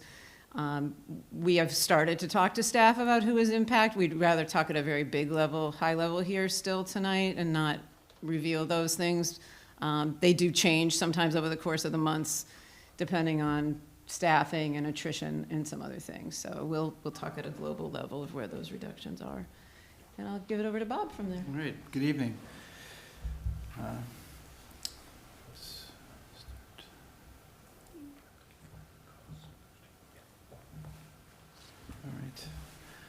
So I'm just going to go through, mindful of the 20 minutes and to allow for questions. I'm going to go through what I view as the most pertinent information, high level, and if you have questions as I go along, please stop me. We know where we are, the open hearing here. We presented to school committee, our budget's been approved. Dr. Hunter mentioned we're at guideline. This slide just gives you context of where we are. We show this every year so you have a sense of where we are relative to our peer districts that we benchmark with annually. And Concord, Lincoln Sudbury's jumped ahead of Concord this year. Our objectives are similar every year. Keep our existing programs, support our strategic plan, meet our legal mandates, and to operate within the fiscal capacities of the two towns. On our planning assumptions, just a couple things to point out. We are out of Peabody and Sanborn. There's not a penny budgeted next year for either of those. We've fully budgeted for the cost of the new middle school. We factored in consolidation savings of $576,000 into our 26 budget. We'll talk more about that a little bit. And then we have not budgeted for homeless transportation. We have a mechanism that we worked out with the town manager last year that I'll kind of go over at the end here. I don't know that it's formally been said to this group. I know it's been said to the select board that we've been notified the shelter's closing August 31st. So that's May 31st. August 31st. August 31st. Yeah. Yep. So just context to that, what that means is if that slides into the school year, it's game changing for us because once children have stepped foot into a new school year, they have legal rights to stay for the rest of the year. So we're going to be staying really, really close to that. There's a lot to play out before August 31st as other shelters close and consolidate. So just worth noting, we are not budgeting or planning on subsidy, and we've notified those staff as well of that. And if they stay and they go to school here and live somewhere else, we're paying for the transportation all year, potentially. Can I just a quick question on the Peabody building?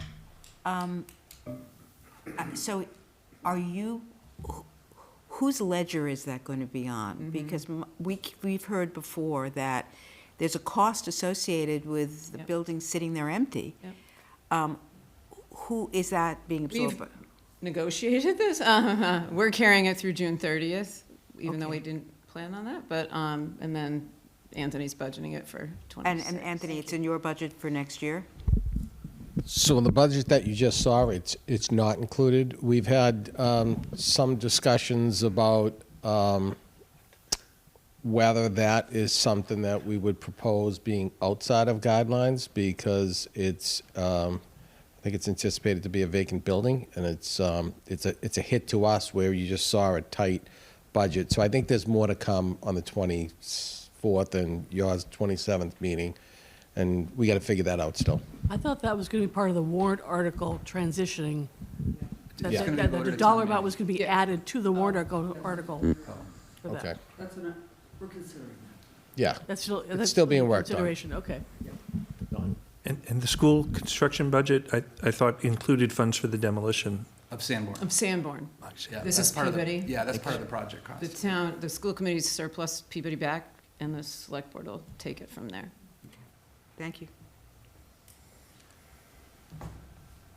So our big picture budget summary, you can see the guideline was 2.4%, and we are at 2.4%. A lot of the categories there were relatively modest increases. I'll go over each of these. One of the things I will point out here is the programs with other districts are out-of-district tuitions primarily. It's actually level here. We've had our in-district special ed programs in place now, and have kind of been able to keep and retain students in district. This is a very different picture from our high school, where we've had some inherited. We haven't had the programs built out quite as long, so the inventory of what's out of district has built up over time, and we're hoping that this is a good trend that leads to these students staying in district and the programs we have as they move up through our district. I think I'm going to go just, the bottom line is the 7.57. We don't really want to go into too much detail about this, but we do go through a detailed approach in reviewing our staffing.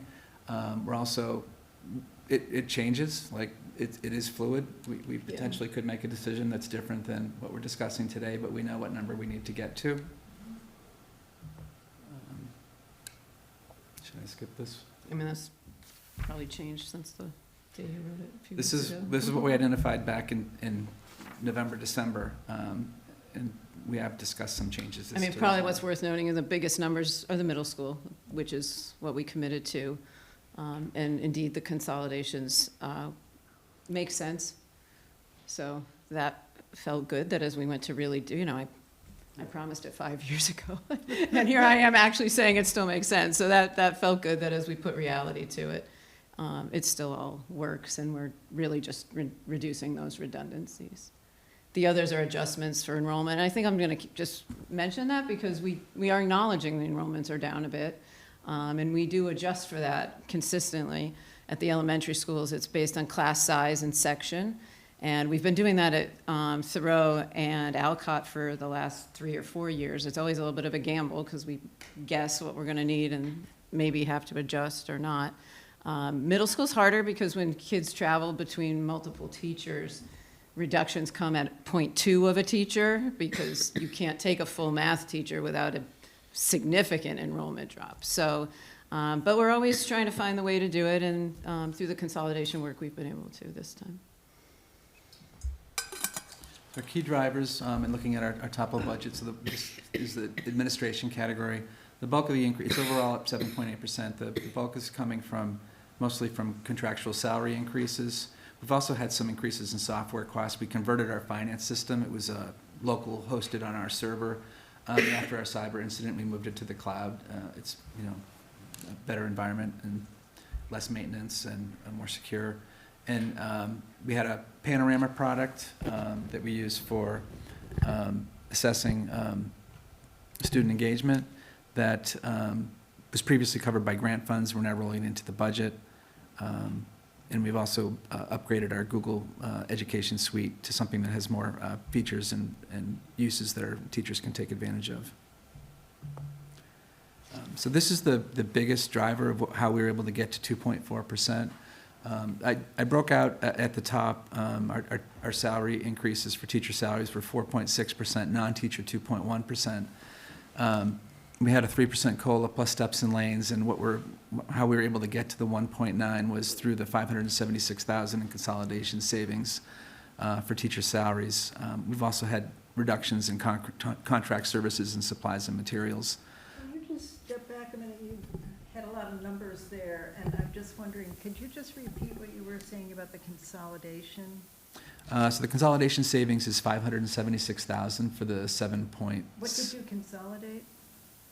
Peabody and middle Sanborn. Oh, the Middle school staff. The middle Yeah, school. yeah. Okay, the consolidation of those resulted in this other. Correct. Okay, Yeah. all right.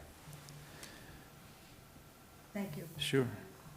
Other school services is non-instructional. Typically, it's transportation primarily, and we've had an increase in our special education assessment from CASE. CASE Services provides our in-district and out-of-district transportation. That's increased. We've also had that number kind of tamped down by, they've had surpluses that they've had to distribute, and the surplus has declined over time, and so that's kind of artificially kept our number a little bit low. The rest of this is primarily our regular ed transportation. It is really just up a modest amount. This is really being driven by, mostly by the special education transportation.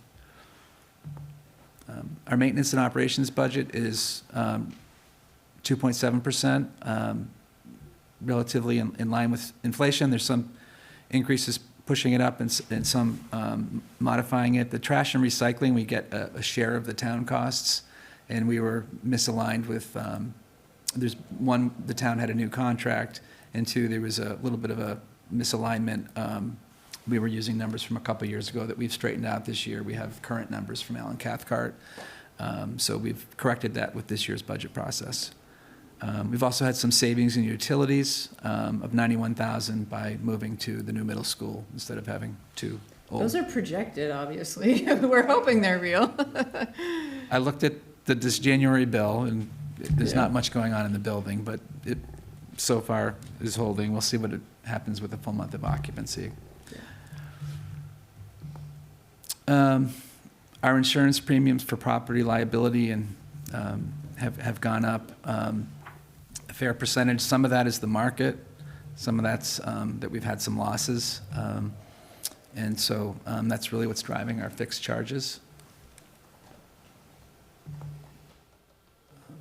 We have old furniture that we've had each of the elementary schools asking for, significantly more than we've funded here, and multiple schools have asked, and this will allow us to, over maybe 30 years, replace That's probably one our grade class. level at one school, so multiply that times 6 grades at 3 schools. And we probably need to get more aggressive at that, but at least we'll get started.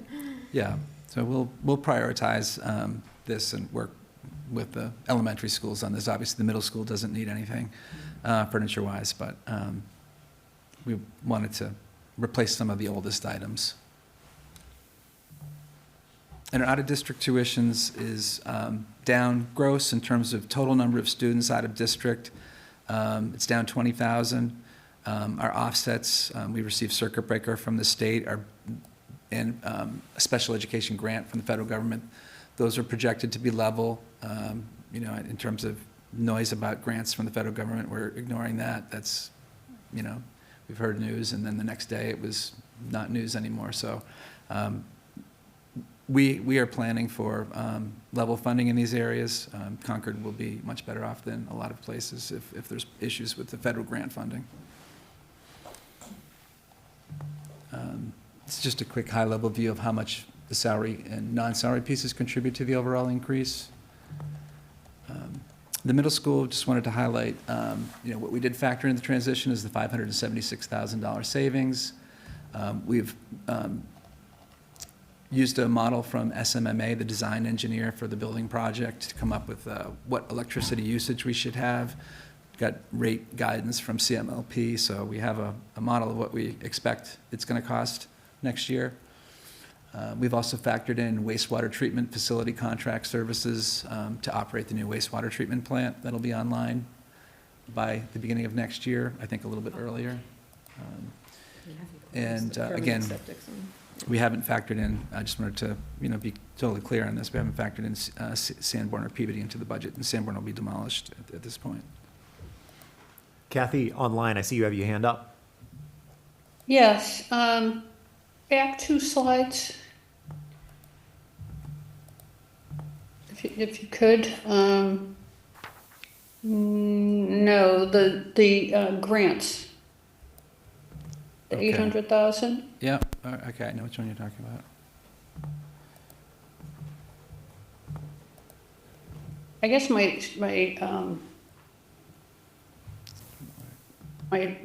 question is, you mentioned that, there's this grant, there's been some noise. What would we do if that 800,000 Well, did? I mean, the school committee asked me that at the last meeting, and the answer is, it might not be as awful here as it would be somewhere else, but it's devastating. It would be catastrophic in other places. I don't see how viably the public school systems survive those kind of reductions, so it would be horrible, Kathy. The 800,000 is not federal funded, that's state circuit breaker funding. The 520,000 is federal funding, so that's approximately 1.2% of your budget. I mean, if we had to roll that into the budget, it'd be a 1.2% increase. If you did it in Boston or Springfield, it would be much more. They receive a lot more money and a larger percentage of students on IEPs. So, we'd have a little bit of a problem, but it'd be a disastrous problem for a lot of school districts. What's a little bit of a problem? I was gonna say, I probably think it's a 1.2%. bigger problem. Would be- I was gonna say, it's 1.2% is hard- another it's hard- 7 to 10 staff members at least. That's what it equates to. Well, so 576,000 at the middle school equated to about 7 FTEs. It's about the same number, so. So, while it's heartening to know that others could be in worse shape, I'm assuming that we need to start thinking about some contingency plan? All the advisories that we're getting, and we're getting a lot from different associations and such, legal firms, is to not overreact to the rhetoric. Yeah, I don't want to sound too political, but it said don't take that chaos and bring it in your local world. Sit tight and wait for things to play out, and we go from there. So that's what Thank we've you, been doing. We're focused Hunter. here with all of you, and assume, especially federal grants, which have been the most stable parts of educational funding. I can't imagine they're not going to stay stable. Thank you, Dr. Hunter. You're welcome. This is a summary of homeless grant funding. I'm not going to go into too much detail, but it's there for the record. We just wanted to document it. I think it's really important that you document it Yeah. Yeah. and talk about it, because you've done some really great Yeah, work. thank you. Yeah. We didn't know, when we did this, we didn't know that it was slated to close in August. So we Yeah. were thinking, okay, these are what we need to support, and these are the positions that we're going to need. These are how we're going to use the funds. These uses that we have outlined here are not going to be needed to be used next year because we're not going to get funding. And hopefully the children all have housing, which is what we're watching happen as folks are housed. So that's the good news. I did want to, I know you went over some time meeting issues with Anthony on the town side. These are in our presentation. I think we talked about these before, and we've talked about them with the school committee. We have, we're going to request a warrant article for the creation of a non-resident tuition revolving fund. This enables special education students to attend our programs. We're primarily thinking of Carlisle when we think of this, because we have students who could come here. It's less expensive for Carlisle. They can also come up through the high school system. So, otherwise Carlisle could place them out of district, and then both Concord and Carlisle paying for out-of-district tuition later. This enables us to receive funding to support that student as well. So it's a financial mechanism to get us to recover have Carlisle pay us into this fund and help support the student. Did I hear you talk about students coming to our high school from other, now do they have to pay tuition? Yes. Would that be part of this? it'd be similar. So the high school, we have 3 students, or 4, tuitioning into Pathways, which is one of our programs at the high school. So the school committee set a rate of $45,000 a couple of years ago, so we had a mechanism and an amount. For CPS, it would be the same. Maybe they'll look at the tuitions, we'll see if the rate needs to change, but we don't have a vehicle right now to take funds. They would essentially go to the general fund, which would not be super helpful for maintaining programming if we're adding children. So we just need a vehicle for the tuitions to come Right, in. so this one would be for any non-resident coming into. Yeah, it might, Any. Carlisle might be the likely place, education? but it could be another community. At the high school, we have three different communities represented who are tuitioning students to us right now. Colin? My understanding is these funds would normally go into the town's general fund. Correct. So you're taking a piece of the town's general fund revenues away from the town to Not in create this these case. stabilization No, funds. We don't accept students in revenue. CPS right now, because we This wouldn't would be be able to. tuition money coming in from a different community, that if we tuition the child in and we're servicing them, we're just looking to have the subsidy to help us support the services. So what you're saying, this has a $0 impact on the Correct. town's general fund? Correct. That's an important point to make Yeah. sure that you put in the work. Okay. Thank you, yeah. And we wouldn't accept students into our program if we didn't have this fund. We couldn't financially support it. Do you have to pay for their transportation? Or No, do they- the other district does. So this is another fund we're advocating for, particularly with the new middle school coming online. It's a facilities rental revolving fund. We established one at the region a couple years ago. To your point, Carlin, this is one where some of the funds do go to the general fund of the town. We are paying for the electricity that's used by users outside us. We do not charge town rec groups anything to use our space. Outside groups or other organizations that use the space would get a charge. We've had a company that, one of the private schools, filmed a movie, paid $7,000 or $8,000. We spent a lot of work coordinating and organizing, and all the money went to the town. So I'm advocating for this. I feel like we need some recovery of costs that are associated with the evening usage. And so, I think it's fair and matches costs with expenses, revenues with expenses. And do you have a dollar impact for this warrant article? Very small, and I would say over the long term, you're probably neutral, because with this fund, we have a little bit more capacity to support building maintenance items, maybe in year. Talking $20,000? I think, yeah, it's not much. $20,000, it's not much. $20,000, $30,000, okay, thank you. And, we're expecting with the new middle school is beautiful, that there might be more rentals, the gym, potentially. That we're gonna go see maybe next week. I'll get an email out tomorrow, Dee. It's very busy next week, but, Should we all bring our backpacks and see if they fit in the lockers? Yeah, yeah. okay. Too soon. Oh, dear. That's Sunday, right? We have an article to declare Peabody surplus to requirements. It's going to be on a town warrant. And then I have one more that's not on here that I'd ask for your support on. We have consulted with town council. We lease buses for 5 years in the regional district. We're able to have the school committee authorize that in the town.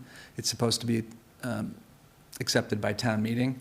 It's administratively burdensome to every year bring the leases to the town meeting, and Mina's helped draft language that will enable us to get one-time approval to carry leases over a 5-year period. The legal statutory requirement right now is 3 years unless we get approval from town meeting. And we would ask it to be done in a way where school committee then would still need to approve it. So there'd be a level of approval. We can't just do that. But that's really the way this has been operating for a while. I've followed past practice, and I'm doing this to get us to be doing it legitimately. Consent agenda. Yeah. And then the other one is, at the same time, we can get some significant discounts with curriculum if we go beyond 3 years. So I've asked that also be permitted to enable us to execute contracts for up to 5 years. I'll give you one example. I had a contract for something called Envisions Math in my last district that was $90,000 for a 3-year contract. It was $120,000 for a 6-year contract, and it was like $130,000 for an 8-year contract. So there's some steep discounts. They recover their money in the first 3 years. We're not going to do this if we don't know if we're going to use a product beyond 3 years, but if we can identify something that we want to use for 5 years, and we're confident that it's less expensive than having 2 3-year renewals. Am I on time, Eric? 20? Yeah. Okay. So I think that's all we have. I actually have one more thing I just want to remind you of, just so it's not confusing at town meeting. So when we presented our warrant last year, this is what it looked like. And then we had a second slide like this. This is this other number. It's going to look different with different numbers this year, but this is how we recovered the homeless transportation funding. So it'll come to the town, and this enables you to appropriate to us. So we're not budgeting homeless transportation, and this is kind of what we worked out as a fair way to kind of get it back to us so we don't budget it. So hopefully that makes sense. I think that's all we have on the CPS budget. That's it for CPS. And you do have CPC, you have the Thoreau Yeah, the Thoreau playground. camp, we didn't mention capital, but we certainly can. The Thoreau campus improvement projects are coming in at various directions. So we've been working with CPC and have support so far for $446,000 in campus improvements over there. That money's focused on replacement of a field that has been completely deteriorated. We're going to move it and replace it, and it'll be available for youth soccer especially, which is a big need in the community, and obviously during the school day for the kids. They're going to also help support some maintenance and erosion work. In addition to that, there's a private fundraising group with a target of $600,000 for the playground that they've envisioned. So those two things in combination. We do have a couple hundred in capital funds from a year ago. We have a little bit of parking work to do to just restore what happened after the fire. So those three buckets together are going to be the totality of the Thoreau campus improvements. We've got a firm that's designed it all out for us, and they're helping us keep it moving pending funding at town meeting for CPC and the private group hitting their targets. So it's exciting. Can I ask for an update on the amenities building warrant article, the CPC decisions, and where do we stand Somehow I on suspected that? that might come up. I don't know if that's a town, I guess that's becoming a town, since we're Well, talking about can I just- CPS, yeah. But we have a school committee meeting we called quickly at 3 o'clock tomorrow afternoon because there's still a lot of moving pieces to this. And obviously, that's a transition to the region, obviously. So the school committee approached CPC here in Concord and was denied. So now we're recalibrating as to where we are. Carlisle has been approached for their CPC and gotten positive support so far. So now, knowing those moving pieces, the committee's meeting tomorrow to recalibrate. The warrant we put in so far is for the region to borrow, and it doesn't address the differentials in CPC funding. So that's what the committee's going to try to talk about tomorrow, is what to do with the status of each community and where we're at. So we've got some ideas about that and had a lot of legal consult. Probably there'll be some version of Carlisle hoping CPC covers their entirety of their contribution, and probably there'll be a town article in Concord for the entirety of Concord's contribution, but we need to work all that through. Yeah, I watched the CPC meetings, both of them, Yeah. both votes. You folks did a lot of work, looked at a lot of places for funding. Yeah. And I can see where you are right now, so Yeah. I'm glad you did, I'm glad you went through the steps, because it shows that you know what you're doing, you looked for all possible sources of funding, and now you're going to be coming down to the warrant article. That's how it appears to me personally. That's, I think, I won't speak for the committee, but that does seem to be the case at the moment. When you say denied by Concord CPC, you denied the sort of squeezing it in for this year, or flat out denied? Yeah, no, I would say it's mostly about process. Okay, so you could go back next year. If you postpone the project, you could go back next year.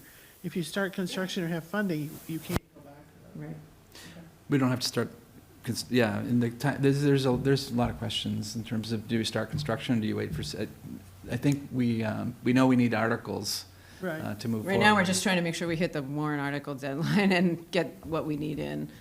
they're gonna have to keep talking through all them Okay. variations of options here.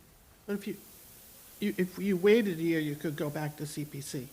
We could. CPC can't back fund No. thing that started Yeah. construction. Right, that's true. That's a rule? They can't do that. That's a, Yeah. okay. But that's school committee at 3:00 tomorrow if you're looking for a Zoom activity. On Valentine's Day, while I'm opening a new school, yeah. And Okay. we're working through some legal complexities too. in Yeah, there's terms a lot how we of, fund there's a it. lot of process to what I just described that we've been trying to get consultation on. I'm going to make a suggestion. Yeah. If you can find, I don't need the microphone for this. If you can use, if you can find high school students who are photographers, maybe invite them over while you're doing all of this stuff at the new middle school, you try that. know, and have them make a film of it. Oh, interesting thought. We have a lot of photos, so, yeah, But they're not moving. they're not, I just have to figure out how the high school kids fit into the chaos that's in there right now. Well, no, you only want the photographers from the high Right, school. You right. don't want the whole Yeah. high school people. Thanks, Dee, I see what you're saying. Okay, why don't we do an accelerated Yep. presentation on the region? On the region, Sounds good. We have 15, we do want to end on time tonight at 8:30. great. Thank you for meeting the guidelines. Well, thank you for working with us. I feel like we found a way to make it doable, and that mattered a lot.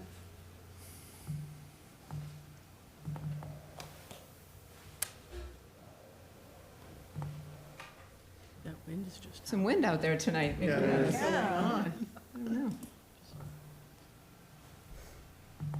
I'm not at the top of a 50-story building. Penthouse apartment. That would be a first in Concord, wouldn't it? A 50-story building?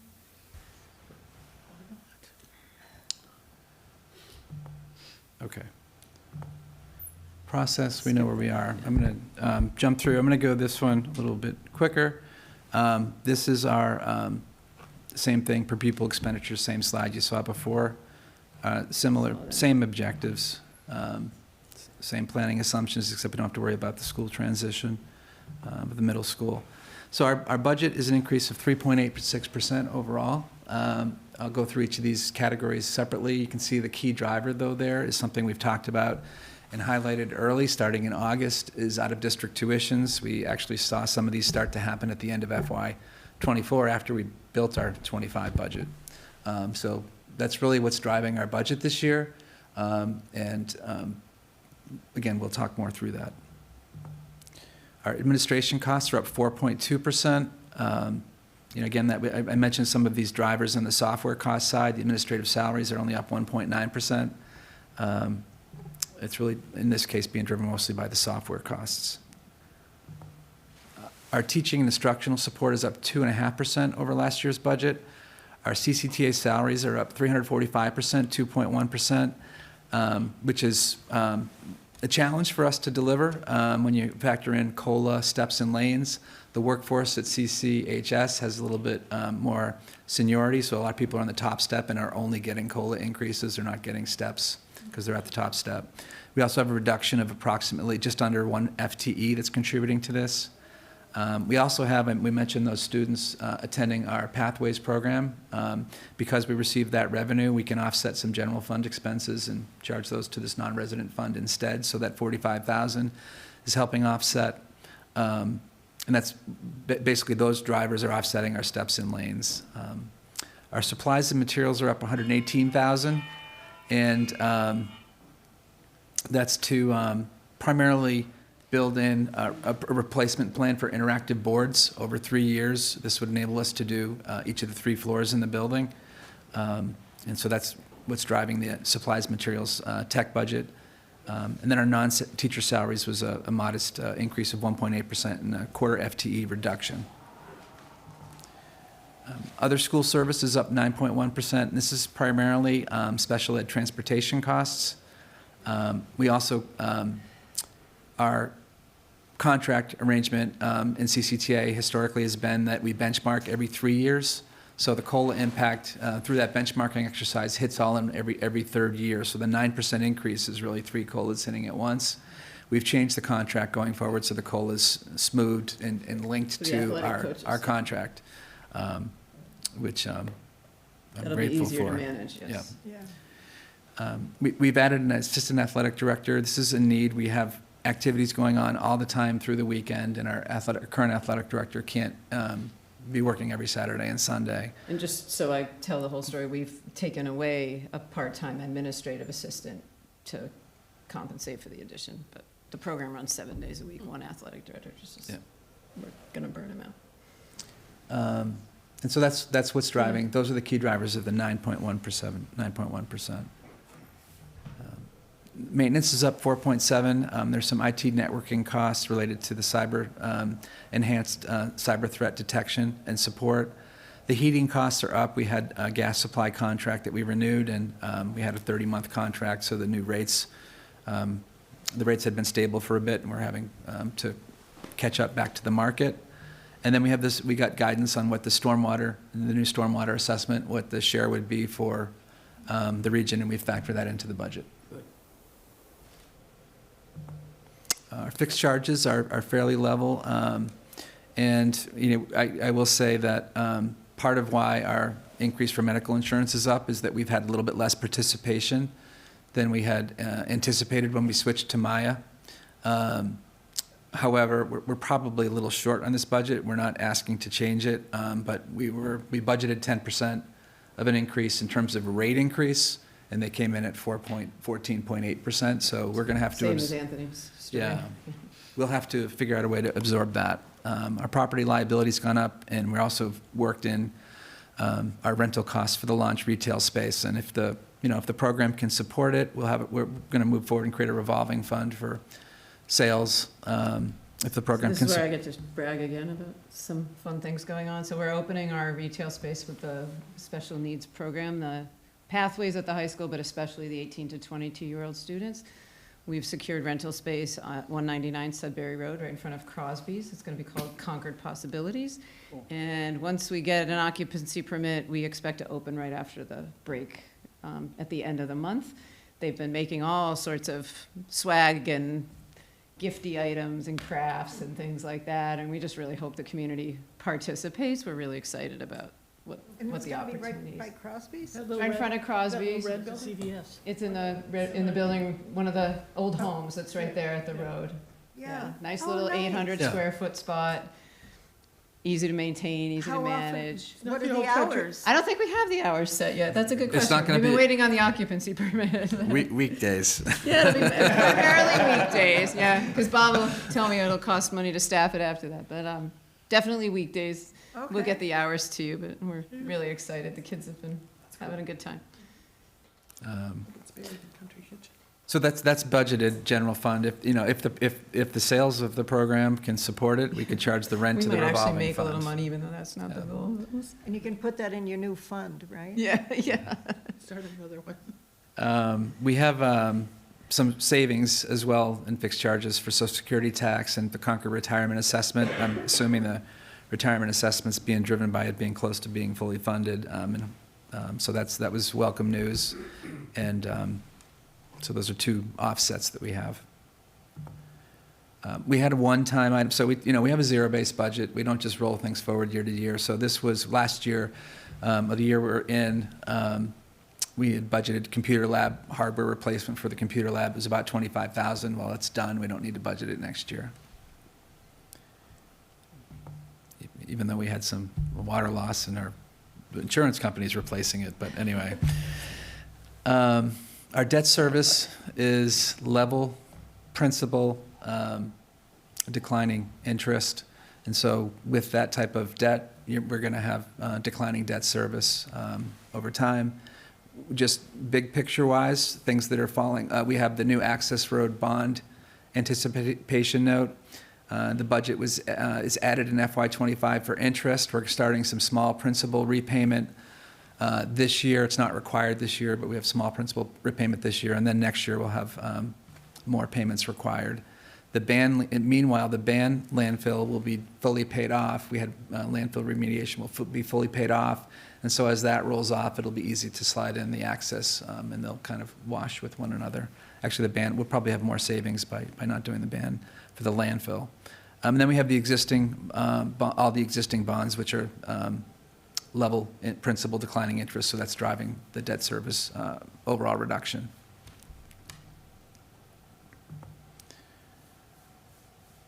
And I just, on one other point, if we were to do the amenities building project, it would be done in FY, it wouldn't be done before July 1st. So if it were to occur in FY '26, there wouldn't be any debt service until FY '27.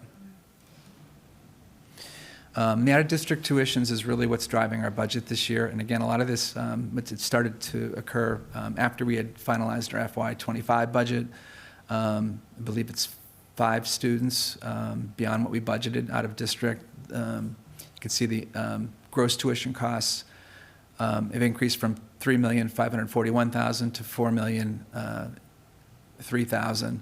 It's a $462,000 increase, or 13%. Circuit breaker and IDA grant budgets are flat.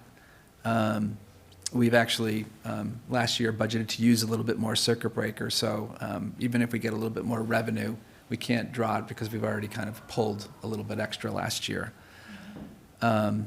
So that's what's driving our overall budget. Without this, we'd be in a very different place. In addition, these items at the bottom are not special ed, but they are part of what's in out-of-district tuitions. Students from Concord or Carlisle who opt to attend a charter school or school choice. Those two figures, the $20,000 for charter school represents 1 additional student. School choice, 17, that's probably 2 students. And the other organizations would be state hospitals. So that's also increasing to this total. We are grateful to the Finance Committee for hearing the challenge we had and supporting a guideline that excluded these. We would have had some real significant difficulties without that.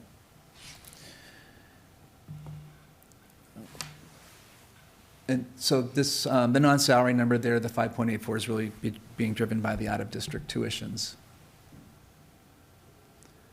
Again, there are less homeless support at the region. The bulk of our students at the shelter are at the Willard School, elementary school, but we do have a few here at the high school, and this funding is what we're projected to receive this year.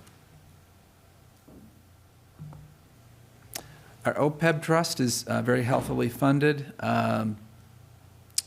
Relative to regional school districts, we're in the 95th percentile, I'm told. 60% funded. We have a budgeted contribution next year of $425,000 in our proposed budget. Because of the out-of-district tuition challenges we've had this year, we've had to use that to offset FY '25 tuitions. So we're not going to be able to make an OPEB contribution this year. We'll only have whatever investment earnings we have to add to the value. What's your target for 100%? I have some concerns about whether it's smart to get to 100% or not. I think we should think about, get to 80% and then talk about what a good target is, because you can't use it on anything else. It's restricted to being just used for pension funds, and I think we have other needs. So I think we're in a good place. We're paying as we go. Right now, we have in our budget, you'll see retirement benefits. We also have a contribution for OPEB. So if we get to a certain point, we could potentially look at minimizing this. Cap off, right, Yeah. for a while? But with what we're doing, our actuary projects that $425,000 for the next 5 years would fully fund us. We'd also have investment earnings on top of that. It wouldn't be just our contributions. Oh, all right, okay. So there's something that we can, talk about more, like in terms of long-term, what the best approach is. And Carlisle gave us feedback that they thought we were aggressive relative to their position. I think that we're kind of following what the town of Concord is doing. I think they're pretty healthy, well-funded OPEB trust too. So our revenue picture is kind of static, I would say. It's going up a little bit, not very strong growth, but it is something to help offset the assessments. It's a 2.3% increase. Charter reimbursement is up. When you have a student who goes to a charter school, the first year they go, their formula gives you like a large reimbursement the first year, and then it tapers down. So that's why that's up so much. How many students do you have at charters? I think it's 3. Three? Yeah. Not very many. Yeah, not very many. The bank interest, we're leaving at 275. I think that's, we're actually realizing a little bit more than that, but I'm a little bit, uncomfortable getting too aggressive there, because any shortfalls in revenue, we'd have to offset, we're required to offset in spending cuts if we don't meet our revenue targets. So, but I think 275 is a realistic number. This, I'm not going to go through it, but this will just, at the bottom, you can see the percent of students. This is how you kind of walk through the calculation from the spending budget, subtracting revenues, to get to what gets assessed to the towns. And then the next slide is the summary. And we have it both ways, without debt and with debt. So, with the debt included, it's 4.37% assessment increase to Concord. Without the debt, it's 5.29. And again, this is really being driven by the increase, 462,000 of that, or Concord's share of that 462,000 is driving most of that, a good chunk of that, 1,140,000. There's a slight enrollment shift impact too. You can see that it's about 75,000, but the percentage of students between the two towns, it's gone up a little bit towards Concord. This is going to be something we have to watch as the apartment complexes come online in a year or two, because Concord's likely to pick students up, and Carlisle won't have growth on par, so. Yeah. I had a question for you. Do you have any students from Carlisle who are in like the 6th to 8th grade who want to come to Concord to school? Can they? There's no mechanism to do that. There's no mechanism at all? Okay.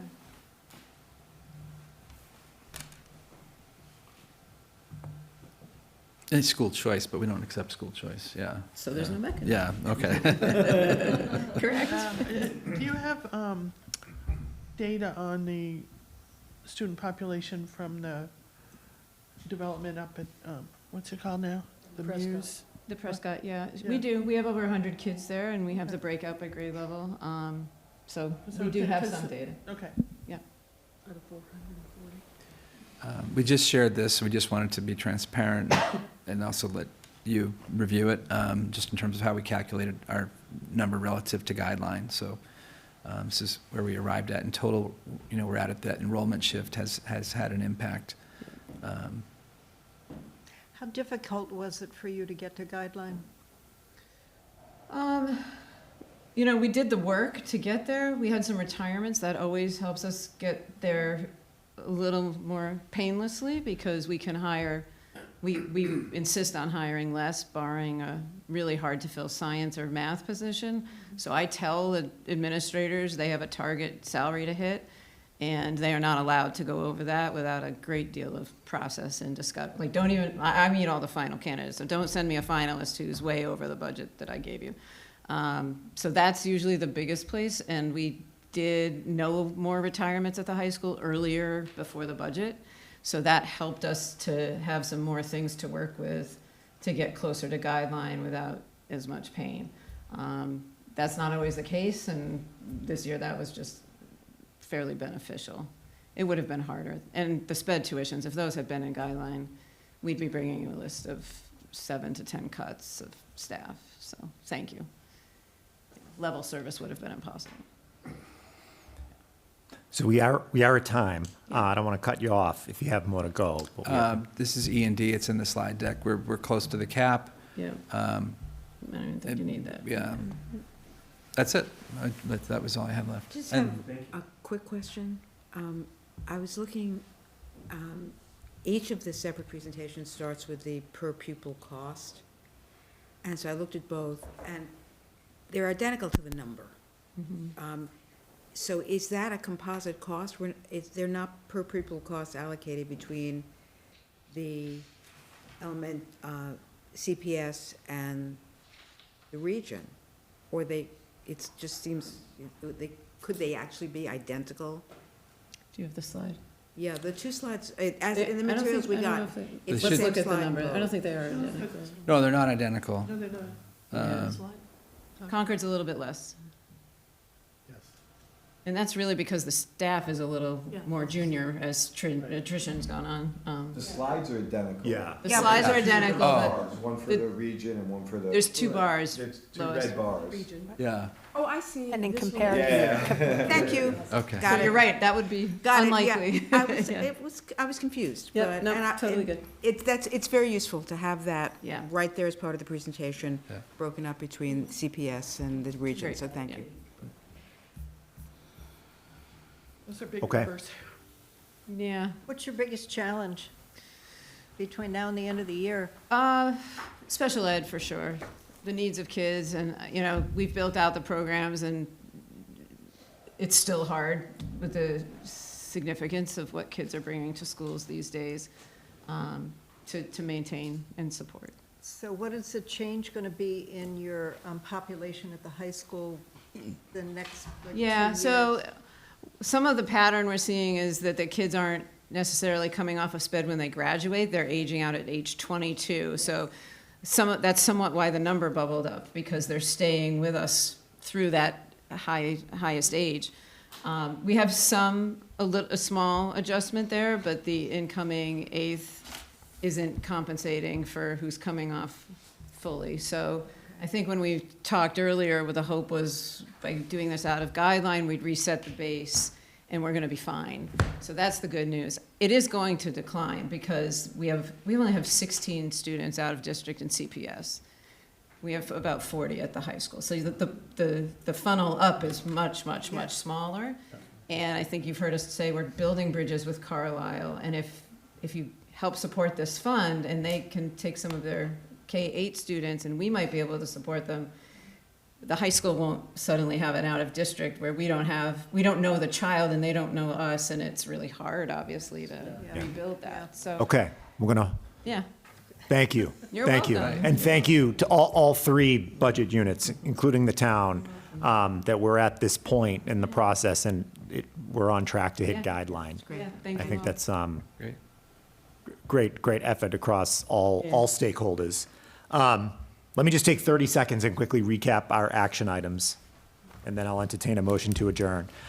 First, for all FinCom members, your homework is to review last year's annual report ahead of our next meeting. I will send out our updated schedule. Dawn, you'll get the approved minutes of the January 9th meeting posted. No, that's my job. That's Colin's job. I will coordinate with school leadership on a FinCom tour Yeah. of the middle school. I'll take that Shoot on. me an email, I'll do it, talk with you more. At the select board. Yeah. And I will, I'll share the detail, it's pretty evident. You said that your presentation to the select board on the budget is gonna be on February 24th. I'll share those details in my recap email, just so everybody has it front and center. Okay, with that, I'll entertain a motion to adjourn. So moved. Second? All in favor? Aye. Okay, we're adjourned. Thank you.